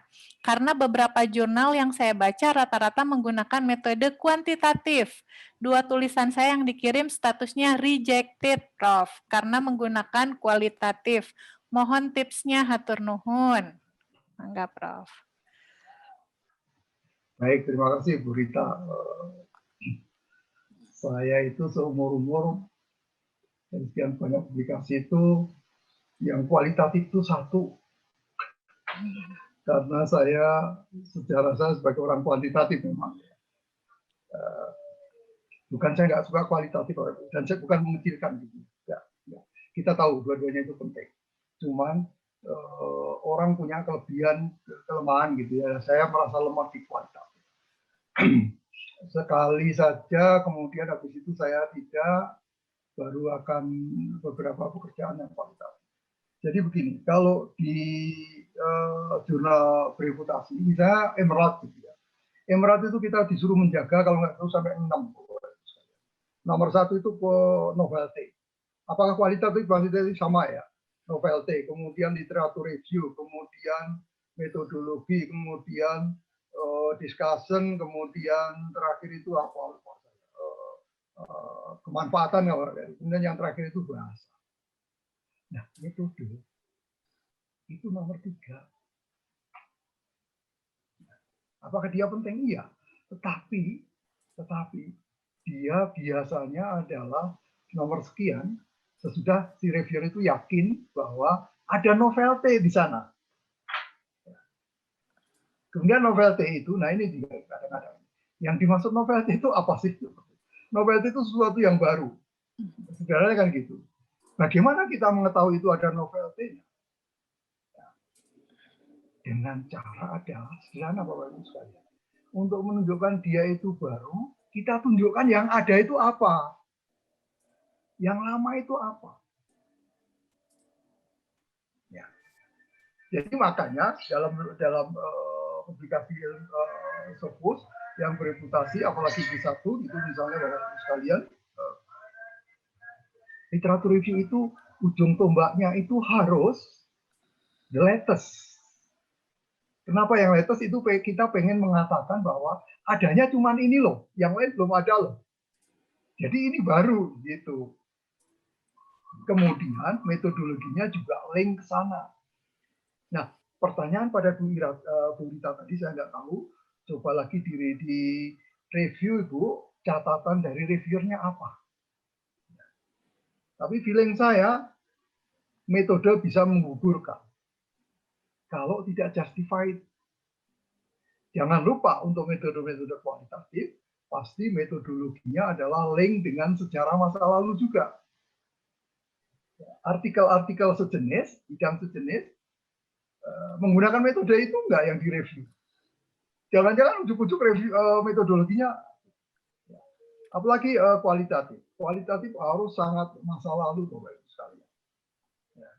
Jawabannya seperti itu, Bu Rita. Jadi apakah medlit itu mematikan? Selama ini saya tidak mengalami problem di metodologi karena metodologi yang saya gunakan itu inline dengan riset-riset sebelumnya. Karena dia umum digunakan bidang itu. Nah, di review aja lagi, apakah terutama dari catatan reviewer, apakah novelty-nya atau metodologi? Feeling saya bukan metodologi deh, coba di ini. Begitu Ibu Meza kembali. Ya. Baik, terima kasih Prof. Yang kedua ini dari alumni Prof. Ada Siti Aisyah, alumni Prodi Ilmu Komunikasi. Selamat pagi Prof. Perkenalkan saya dari UIN Sumatera Utara. Menurut saya semangat riset di institusi saya masih tidak atau belum sekuat kampus-kampus di Pulau Jawa. Mohon masukan dan arahan dari Prof. Bagaimana menumbuhkan rasa cinta terhadap riset di lingkungan kampus. Karena kalau saya sendirian rasanya kurang semangat. Terutama bagaimana memberikan semangat bagi mahasiswa untuk menghasilkan penelitian dengan kajian yang baru. Begitu Prof. Ya, terima kasih Ibu Siti. Apa ya, ceritanya sangat filosofis sudah. Kita harus kembali pada jati diri kita, Bapak sekalian. Kita itu dosen, gitu ya. Kita itu dosen. Dosen itu diminta dua hal sebetulnya: menyebarkan dan mengembangkan ilmu pengetahuan. Kalau menyebarkan itu ngajar. Kalau mengembangkan itu riset. Nah, kalau kita para dosen ini tidak mengembangkan ilmu pengetahuan itu akan macet. Di mana makna hidup sebagai saintis kita? Hilang. Ya. Kita itu nggak sekedar guru loh kita. Ya guru itu luar biasa penting. Tetapi kita itu saintis. Kita ya guru dan harus mengembangkan. Masa sih kita hanya mau ngambil saja begitu ya? Ngambil kan kalau kita beli buku, kita ajarkan itu buku itu kan kumpulan dari riset-riset orang terdahulu. Ya itu bagus-bagus saja, tapi kurang. Gitu. Jadi untuk Bu Siti, Mbak Siti, Bapak Ibu sekalian, saya kira mungkin harus belajar kayak apa ya? Ini pengalaman pribadi juga. Saya di Pulau Bantu juga sendirian loh. Saya tuh suka main apa ya? Penelitian tuh kawan-kawan nggak suka ya sudah jalan aja saya sendiri. Makanya ya apa ya? Tadi Bapak Ibu sekalian, cuman juga begini. Kalau kita itu penelitiannya bagus, publikasi bagus, otomatis ngajar kita itu bagus. Bukan GR biasanya, tapi biasanya kalau ada ini awalnya kalau mahasiswa pasca itu, pada antri ke saya gitu, padahal rasanya saya galak sekali. Gitu. Tapi jadi enak. Kenapa? Karena kita ngajarin sesuatu yang kita lakukan dan kita tahu. Gitu. Ya. Jadi kalau kadang-kadang ada banyak dosen yang bagus ngajarnya, tapi maksudnya bagus ngajar itu menyenangkan gitu loh, bikin mahasiswa happy, banyak joke, banyak ini, ya itu bagus, baik. Tapi akan jauh lebih bermakna jika kita mampu memberikan pemahaman secara mendalam. Dan kedalaman itu dari mana? Riset. Kedalaman keilmuan itu hanya satu, riset di bidang sains. Jadi saya enak kalau ngajar pasca gitu, saya enak sekali. Pak ini gimana? Ya kamu baca yang paper saya itu ya gitu. Udah enak sekali. Terus jalan gitu. Jadi kembali ke sana saya kira bagus sekali untuk sebuah renungan bagus sekali. Jika kita tidak meneliti apa makna kita sebagai dosen. Bahkan kawan-kawan kita guru SD, SMP pun secara sederhana harus melakukan penelitian. Kemudian juga penelitian. Kenapa harus internasional? Kan nasional bisa. Ya bisa juga. Tapi apa bedanya bahasa Indonesia sama bahasa Inggris, bahasa Sunda? Just language gitu loh. Hanya bahasa. Logiknya itu sama. Loh, kalau kita bisa sajikan ke dunia, kenapa enggak? Kalau Anda merasa enggak, aku nggak bisa bahasa Inggris kan, kalau Pak Dwi kan 6-7 tahun di luar negeri. Memang kalau 7 tahun saya bisa bahasa Inggris enggak juga. Bahasa Inggris saya juga belepotan juga. Saya pakai provider juga. Pakai provider saya. Dan saya pakai provider apa? Level dunia, Pak. Provider saya itu kalau nggak boleh, karena dia menjadi anggota penelitian saya. Ya, nulis bareng. Tapi juga orang Indonesia yang seumur-umur itu di Inggris gitu. Namanya Pak Hari, dia ngajar di ITB juga, Pak. Jadi mungkin secara grammar nggak salah gitu tulisan saya, tapi kan tuningnya ada. Ya, saya kirim ke sana. Pakai kos ya baik bayar lah. Mungkin 1,5 juta, 2 juta. Dari hasil penelitian 30 juta kan nggak apa-apa. Gitu kalau misalnya. Jadi handicap itu banyak sekali. Tapi sebetulnya jalan keluarnya itu banyak. Problemnya itu sering bukan bahasa. Problemnya adalah mungkin kita harus berlatih lagi logical thinking kita. Mengatur struktur argumen dan sebagainya. Dan semua itu saya yakin kok bisa. Jadi semangat untuk di sini Bapak Ibu sekalian, kita semua saya kira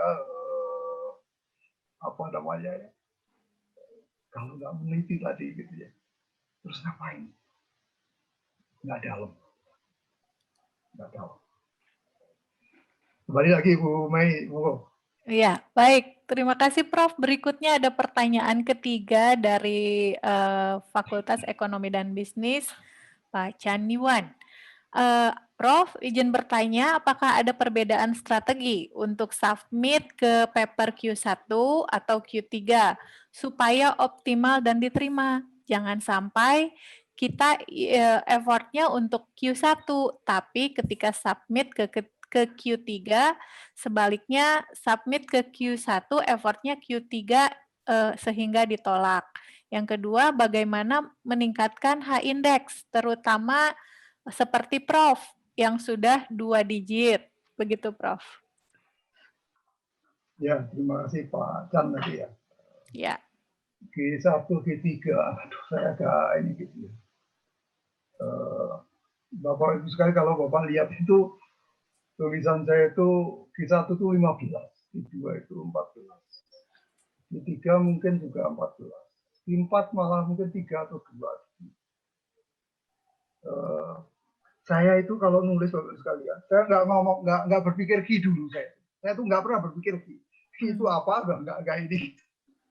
Nggak belas Pak. Nggak sama sekali. Yang saya nikmati itu selalu adalah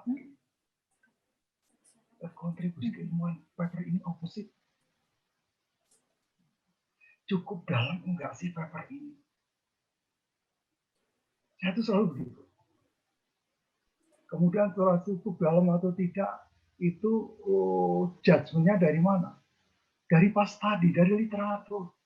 Dibandingkan paper yang lain, ini sudah cukup kontributif enggak sih? Gitu. Saya itu selalu begitu. Nggak keki saya. Kemudian dari sana baru saya cari, oh ini artikel ini cocok ke sini. Ya sudah, tak kirim aja. Oh ditolak, diperbaiki, dan sebagainya.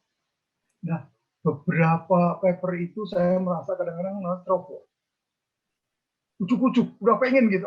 Udah nggak tahu, udah submit aja. Ya nggak jadi. Jadinya ujung-ujungnya Q4. Setelah Q4 saya pelajari itu, ya iyalah kayak gini mau kontribusinya sedikit sekali. Dari mana saya tahu ini sedikit atau tidak tadi? Dibanding ditimbang-timbang dengan paper yang lain, kedalamannya iya ini kurang kedalaman saya. Iya pantas jadi 3. Ya. Jadi pengalaman saya itu begitu Pak. Jadi bukan nggak tahu mungkin kalau peneliti yang lain, publikasi yang lain itu berbeda ini ya. Jadi kalau saya gitu, jadi dinikmati. Ini terutama ke kawan-kawan yang sedang ngambil doktor atau ya nulis lah gitu ya, tentu ya. Yang harus hati-hati itu dimulai dari awal Pak. Nggak sekedar dari nulis publikasi, tapi dari proposal. Ini dia. Ini yang harusnya juga saya ini kan gitu ya. Yang strategis terutama itu dari proposalnya, bukan ketika kita nulisnya. Beberapa mahasiswa itu saya bilang kamu tuh susah sekali kamu jadi lulus itu publikasinya. Kenapa? Karena desainmu itu nggak ada novelty-nya itu. Nah, jadi hati-hati Bapak sekalian ketika mendesain sebuah penelitian. Kalau saya suka ngambil big picture gitu ya, big picture modelnya agak gede, nanti datanya di split saja begitu. Ya, jadi satu riset bisa 2 atau 3. Nah, dengan data gede tadi, kita itu bisa merenungkan gitu. Oh, iya, ini cocok ke sini. Oke, di satu. Bukan kita atau CIT kemana. Ya. Jadi saran saya Pak Chan dan Bapak sekalian, lupakan ki tadi itu lupakan. Yang nomor satu penting itu adalah bandingkan paper Anda dengan paper-paper yang sejenis yang publikasi di Q1 di yang macam-macam itu. Bandingkan itu. Ya. Jangan dikirim sebelum Anda banding. Gitu ya. Dan itu takes time. Tadi saya ini kan takes time. Kalau sekarang saya seminggu, 2-3 minggu selesai gitu ya. Ya sekarang dulu itu yang si IT karena isu tourism saya tulis sendirian itu berbulan-bulan itu. Berbulan-bulan. Siang malam gitu, kalau lagi waktu kosong itu saya datangin lagi, saya improve pergi lagi gitu. Tiap hari 1 jam berapa terus. Jadi gitu Pak Chan, saya nggak bisa menjawab ini, monggo diikan, tapi kalau saya memang nggak. Kecuali ada beberapa topik, ya. Saya itu sekarang juga enjoy yang Islamic ya. Di jurnal Islamic marketing agak banyak, saya punya ada 10 atau berapa di sana, agak kenal sama mereka. Nah kalau itu jelas, karena ini adalah bidang marketing, ini adalah Islamic, yang saya nggak bisa ke turis atau ke yang lain, ya sudah, jurnal Islamic marketing. Terus gimana caranya? Karena saya mau ke sana, dan saya tahu jurnal itu butuhnya seperti apa, kebiasaannya seperti apa dari publikasi yang dia sudah lakukan, ya sudah saya bikin mirip ke sana. Bisa saja seperti itu. Tapi secara umum, terutama gini, kalau Anda yakin bahwa secara konseptual, teori, studi Anda itu kontribusinya bagus sekali, lempar aja ke satu. Tapi, nah ini dia, ini juga penting. Ini ilmu pengalaman Bapak sekalian. Tapi ini juga harus hati-hati semuanya. Saya tuh kadang-kadang punya temen itu begini, udah tak ke Q1 aja, nanti ditolak Q1 kan Q2. Enak aja dia bilang. Ditolak Q2 terus kemudian nanti salah, jangan gitu. Saya bilang ke kawan saya itu jangan seperti itu. Karena kalau dirimu ditolak terus, kamu akan kehilangan harga diri, saya bilang. Udah kehilangan harga diri, kepercayaan diri hilang. Akhirnya apa? Akhirnya nggak mau produksi sama sekali malah gitu. Ya. Jadi ngelihat ke atas itu ya baik. Tapi kalau terlalu melihat ke atas kesandung, benar Bapak Ibu sekalian. Saya selalu gitu di Poban. Hati-hati kamu, jangan asal nanti Q1 turun Q2, bukan begitu, jangan. Kecuali Anda yakin betul. Karena kalau 4 kali ditolak berturut-turut, maka ada pertanyaan introspeksi pada diri kita. Kayaknya aku nggak kompeten deh. Nah sudah, kalau ada perasaan itu menjadi berat kan, masuk psikologis. Gitu. Jadi makanya penting sekali Bapak Ibu sekalian, terutama dulu Pak Yunan itu juga dulu saya. Yang penting itu jadi dulu, nggak usah ngomong enak dulu, jadi dulu satu. Q4 ngomong kok Q2, Q3 jangan. Q4 aja dulu. Pokoknya fokus dulu. Habis itu berkembang terus. Jangan kebalik tadi, Pak. Q1 dulu nggak lolos. Sudah akhirnya jadi dosen setengah pensiun. Pensiun nggak produktif ini nanti kasihan kampus gitu. Kalau Bu Dekan tadi jadi riset university memang ya Anda semua harus jadi kawan kerja saya. Mari main di bidang riset gitu. Teaching gampang lah, dia akan ngikutin. Baik, jadi itu Bapak Ibu sekalian, Q1, Q3, kemudian strategi untuk menaikkan. Nggak ada strategi Pak. Ya nggak ada strategi, mau gimana? Saya kan nggak bisa nyuruh orang untuk men-cite Scopus saya. Nggak bisa. Yang bisa adalah saya men-cite diri saya sendiri. Ya, itu harus. Karena riset itu kan perjalanan tadi. Kalau perjalanan kan kita harus menunjukkan yang terkait itu riset apa saja. Nah biasanya saya 2 atau 3 riset yang publikasi yang saya ini kan ya saya sendiri. Itu harus. Nah itu menjadi titik positif bagi artikel. Jadi gimana kalau sampai citation-nya tinggi sekali? Saya itu juga nggak tahu Pak. Saya kalau ini nggak tahu. Mungkin paper saya itu mungkin bagus.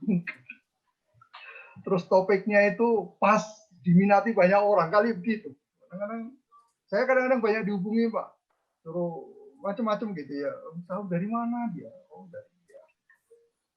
Jadi kalau mendongkrak, ada juga metode-metode nakal gitu ya. Beberapa ini di site antar ini pakai IOP gitu, bareng-bareng naik, jangan apa di delete. Saya di tim dikti Pak, di diksi juga saya bisa dilihat, dan tim PAK juga misalnya. Jangan seperti itu. Wajar aja. Kalau paper kita bagus, topik kita ini, tapi semua topik itu menarik, semua teman-teman percaya sama saya. Saya kembalikan Bu Mei. Iya, baik. Berikutnya masih ada pertanyaan yang keempat dari Ibu MC kita, dari Ibu Shirley. Selamat pagi Prof, bertanya, jika saya pernah melakukan penelitian untuk tugas akhir 1,5 tahun yang lalu selesainya. Namun saya baru coba submit tahun ini. Apakah masih relevan, Prof? Lalu pernahkah Prof mengalami penolakan dari Q1 lalu masukkan ke Q2, Q3, dan Q4? Terima kasih sebelumnya, Prof. Baik, terima kasih Bu Shirley. Nah ini timing juga harus hati-hati Bapak sekalian. Timing data maksudnya. Jadi usahakan saran saya ya, kalau melakukan penelitian, kalau data itu sudah ada, data itu dipercepat saja. Ya. Nyari data itu dipercepat. Kemudian setelah data ada, yang dibikin itu artikel dulu. Jangan laporan penelitian atau yang lain, jangan. Yang lain itu kan gampang-gampang. Ya. Kalau saya kayak gitu. Nah, itu kalau misalnya di RPM Bapak Ibu sekalian, di RPM itu pengumumannya kira-kira Desember. Begitu pengumuman, saya itu langsung nyari data. Saya gerakkan mahasiswa seminggu, 2 minggu jadi. Sudah, habis itu selesai paper saya. Jadi Januari, Februari itu paper saya sudah selesai, sudah saya kirim. Gitu ya. Itu tujuannya apa? Menghemat waktu kita, terus kualitas data kita itu bagus. Ya. Kalau sebuah paper datanya terlalu lama, 3 tahun, 4 tahun yang lalu, pasti Anda di-reject. Pasti di-reject. Datanya terlalu lama. Apalagi ilmu sosial bidang kita kan. Ya, waktu itu sangat berpengaruh. Jadi saran saya segerakan. Tapi kalau setahun, 1,5 tahun, saya kira masih aman. 2 tahun mungkin juga masih. Ya, saya pernah mengalami begitu juga. Beberapa itu ya setahun lah gitu. Di atas setahun, 1,5 tahun masuk. Ya. Tapi saran saya tadi data selesai, jangan nunggu ini. Publikasi nomor 1 dikejar. Kemudian apakah pernah saya ditolak Q1 ke Q2 dan iya pernah.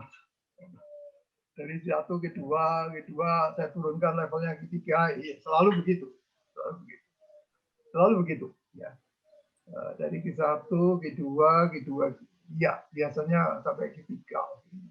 Q4 itu kadang-kadang hanya data-data sempalan gitu seperti itu. Jadi seperti itu, biasa saja. Ya. Lagi-lagi bahwa di bidang publikasi itu orang paling ini ke kita adalah review. Jadi kadang-kadang saya dapat 2 halaman penuh review.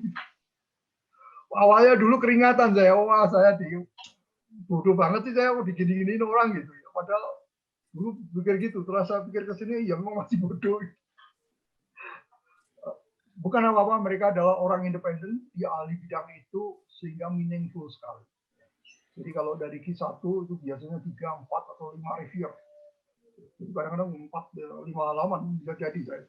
Jadi, dikritik. Ya. Tapi ini ada apa-apa, itu memperkaya kita semua. Tetap semangat gitu ya. Diperbaiki akhirnya. Jadi please, gini juga nih, kawan-kawan yang berpengalaman tuh tadi. Endurance-nya, daya tahannya tuh lemah gitu. Pengen segera mengakhiri, pengen rampung udah capek gitu, salah itu. Nanti kalau kayak gitu itu papernya belum matang. Tadi pagi baru saya dapat dari dosen muda kawan saya, ini kamu kayak bikin apa aja gitu, langsung jadi enggak lah, harus dalam. Jangan lupa kau menghadapi orang ahli di dunia bidang itu. Dan jangan lupa Bapak Ibu sekalian, reviewer itu tidak dibayar dengan uang loh ya.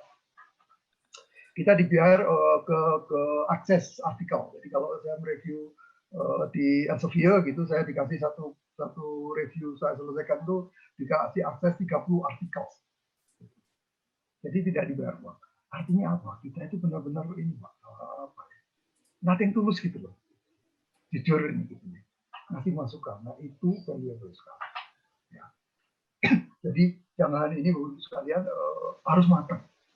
Harus matang. Ya. Gunakan reviewer yang baik, cari kawan yang ini gitu ya. Terus tadi Scopus hanya dilahirkan dari Scopus. Ya. Itu yang harus ini kan. Scopus hanya dari Scopus. Saya nggak, itu my belief ya. Saya mungkin punya pengalaman yang lain mungkin berbeda.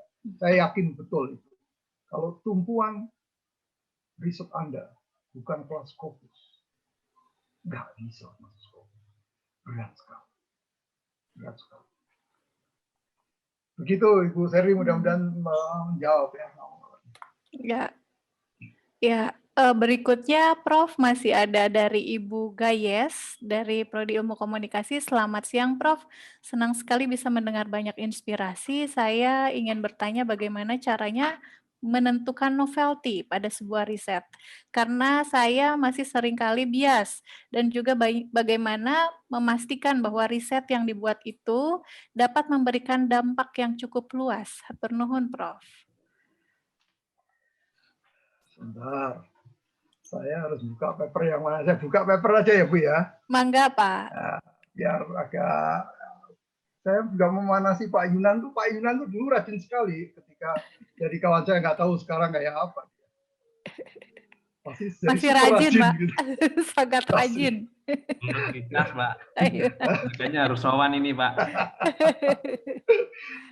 Sebentar, saya share dulu ini paper ini, jadi bahan diskusi yang saya kira menurut saya kok menarik. Baik, ini Bapak Ibu sekalian, nampak ya? Ya. Jadi loyalty formation toward halal food. Mengapa ini saya ambil? Karena tadi saya orang perilaku. Ya. Saya tuh orang perilaku, banyak sekali studi saya di bidang loyalty. Ya. Nah ini dari judulnya saja, ketebak nggak ini novelty-nya Pak Yunan? Sampai melihat nggak ini novelty-nya di mana?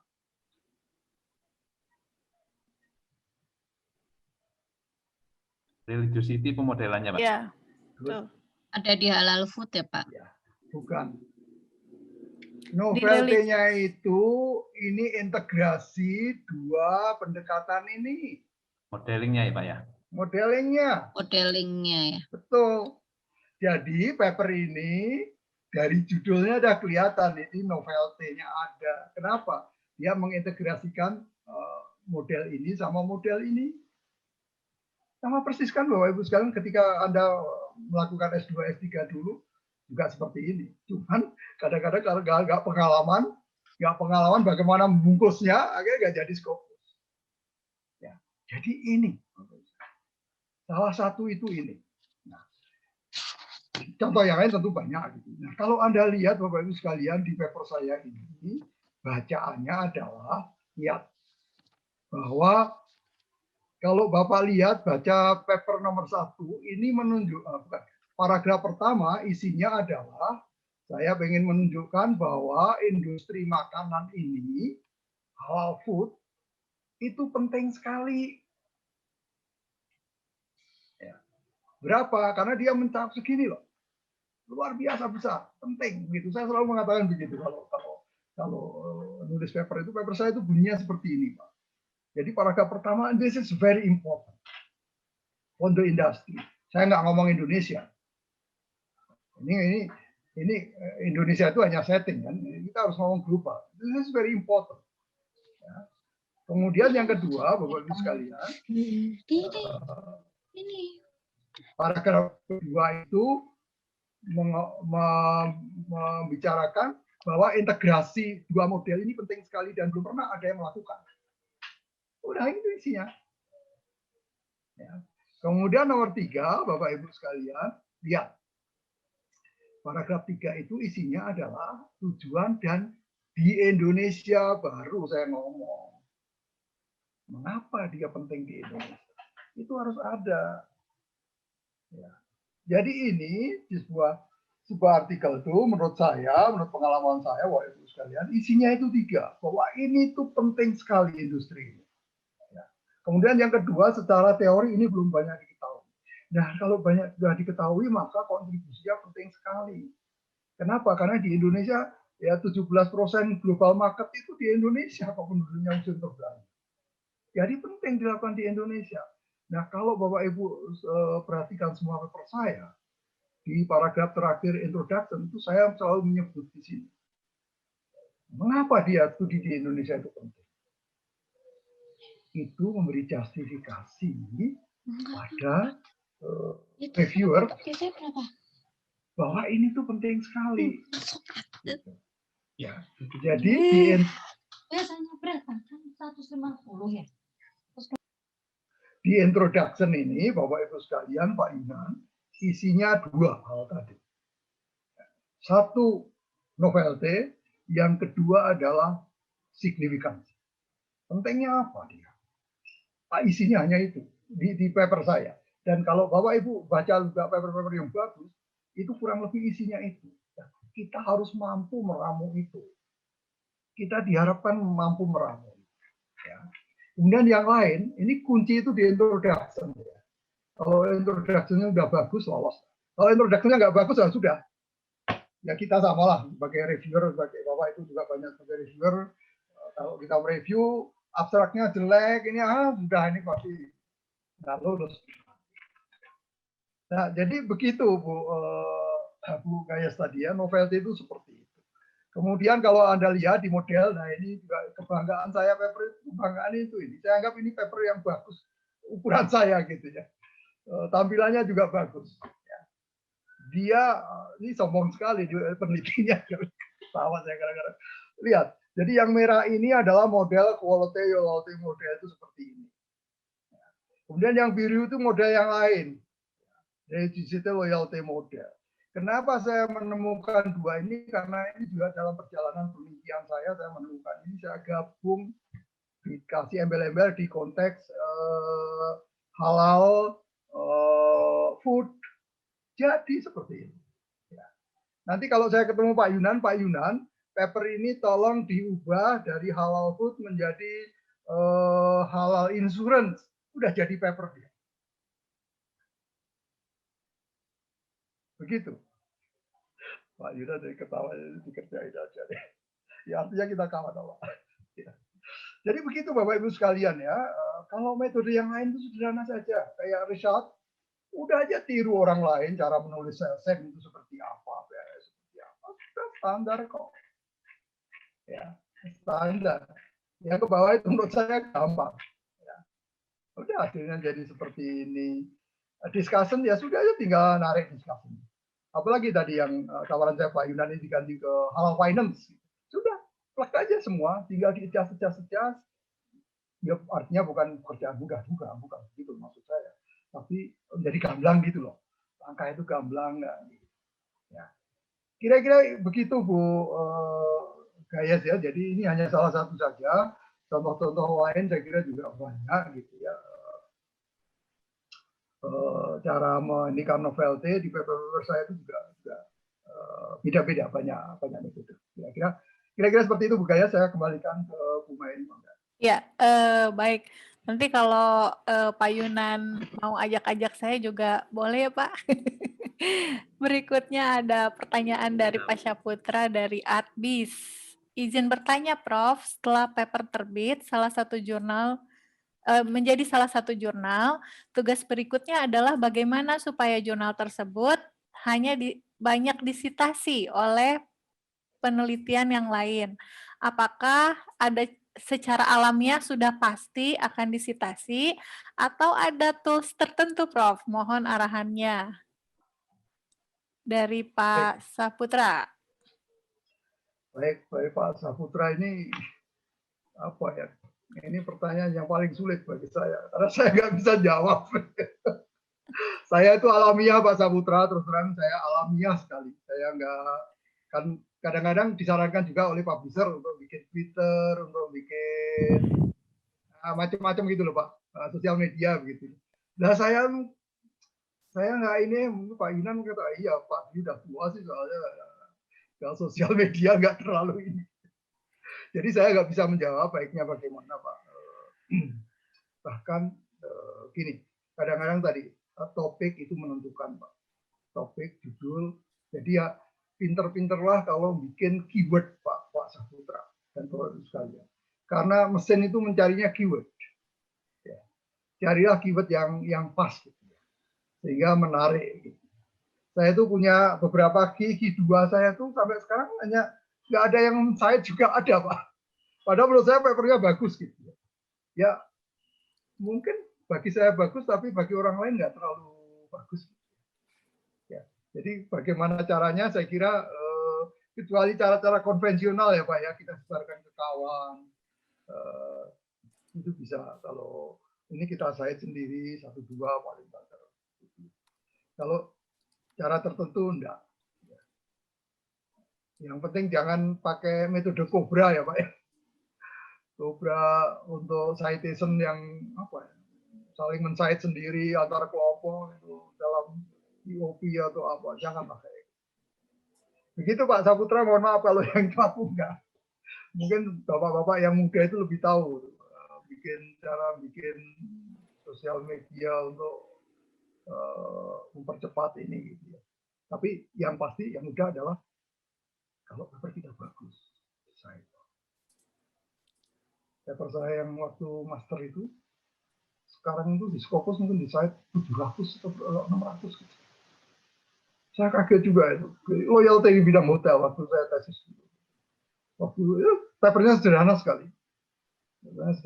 Tapi ya tahun 97, 98 ya gitu. Jadi topik ya, terus bikin judul Pak. Bikin judul tuh yang enakan gitu ya. Yang enak itu gimana? Lihatlah yang kisi 1 Pak. Kisi 1 itu judulnya udah bagus. Begitu. Mohon kurang bisa menjawab kalau yang ini. Saya kembalikan Bu Mei. Ya, baik Pak. Sebelum teman-teman mohon diperhatikan di kolom chat ada pesan dari Mas Nanda untuk mengisi daftar hadir terkait dengan nanti ada sertifikat yang akan diberikan. Jadi tolong diisi linknya, dilengkapi linknya untuk sertifikat yang akan diberikan. Berikutnya ada pertanyaan terakhir dari Pak Astadi Pangarso. Selamat siang Prof, luar biasa menginspirasi. Apakah Prof Dwi berkenan untuk dihubungi di waktu yang akan datang setelah ini terkait arahan dan konsultasi publikasi riset? Terima kasih. Jawabannya sederhana, welcome Pak. Makin banyak teman tuh makin bagus loh. Mungkin betul. Nanti bisa ditanya ke panitia ya Pak ya. Ya, monggo silakan.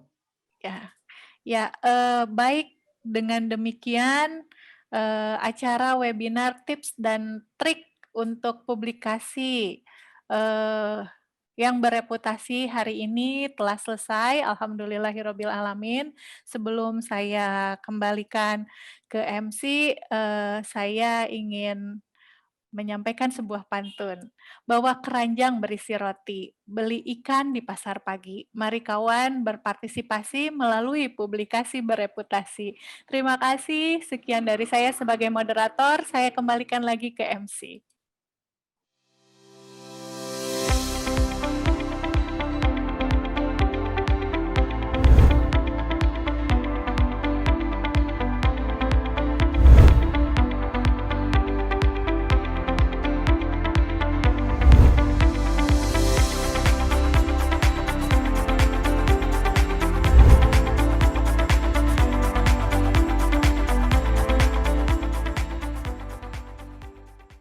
Terima kasih kepada Ibu Mailani dan Prof Dwi atas diskusi yang sangat menarik.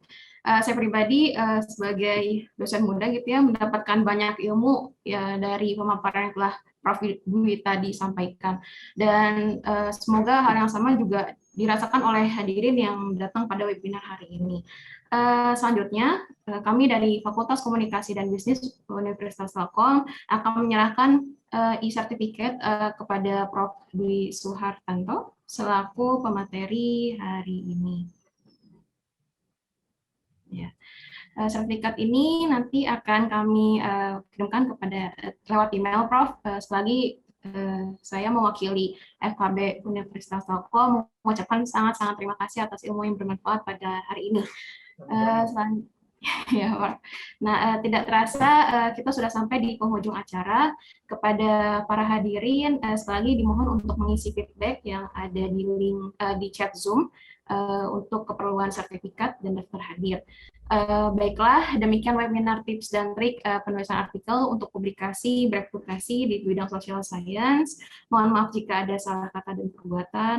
Wabillahi taufiq wal hidayah. Wassalamualaikum warahmatullahi wabarakatuh. Terima kasih Bapak Ibu semuanya. Salam. Waalaikumsalam.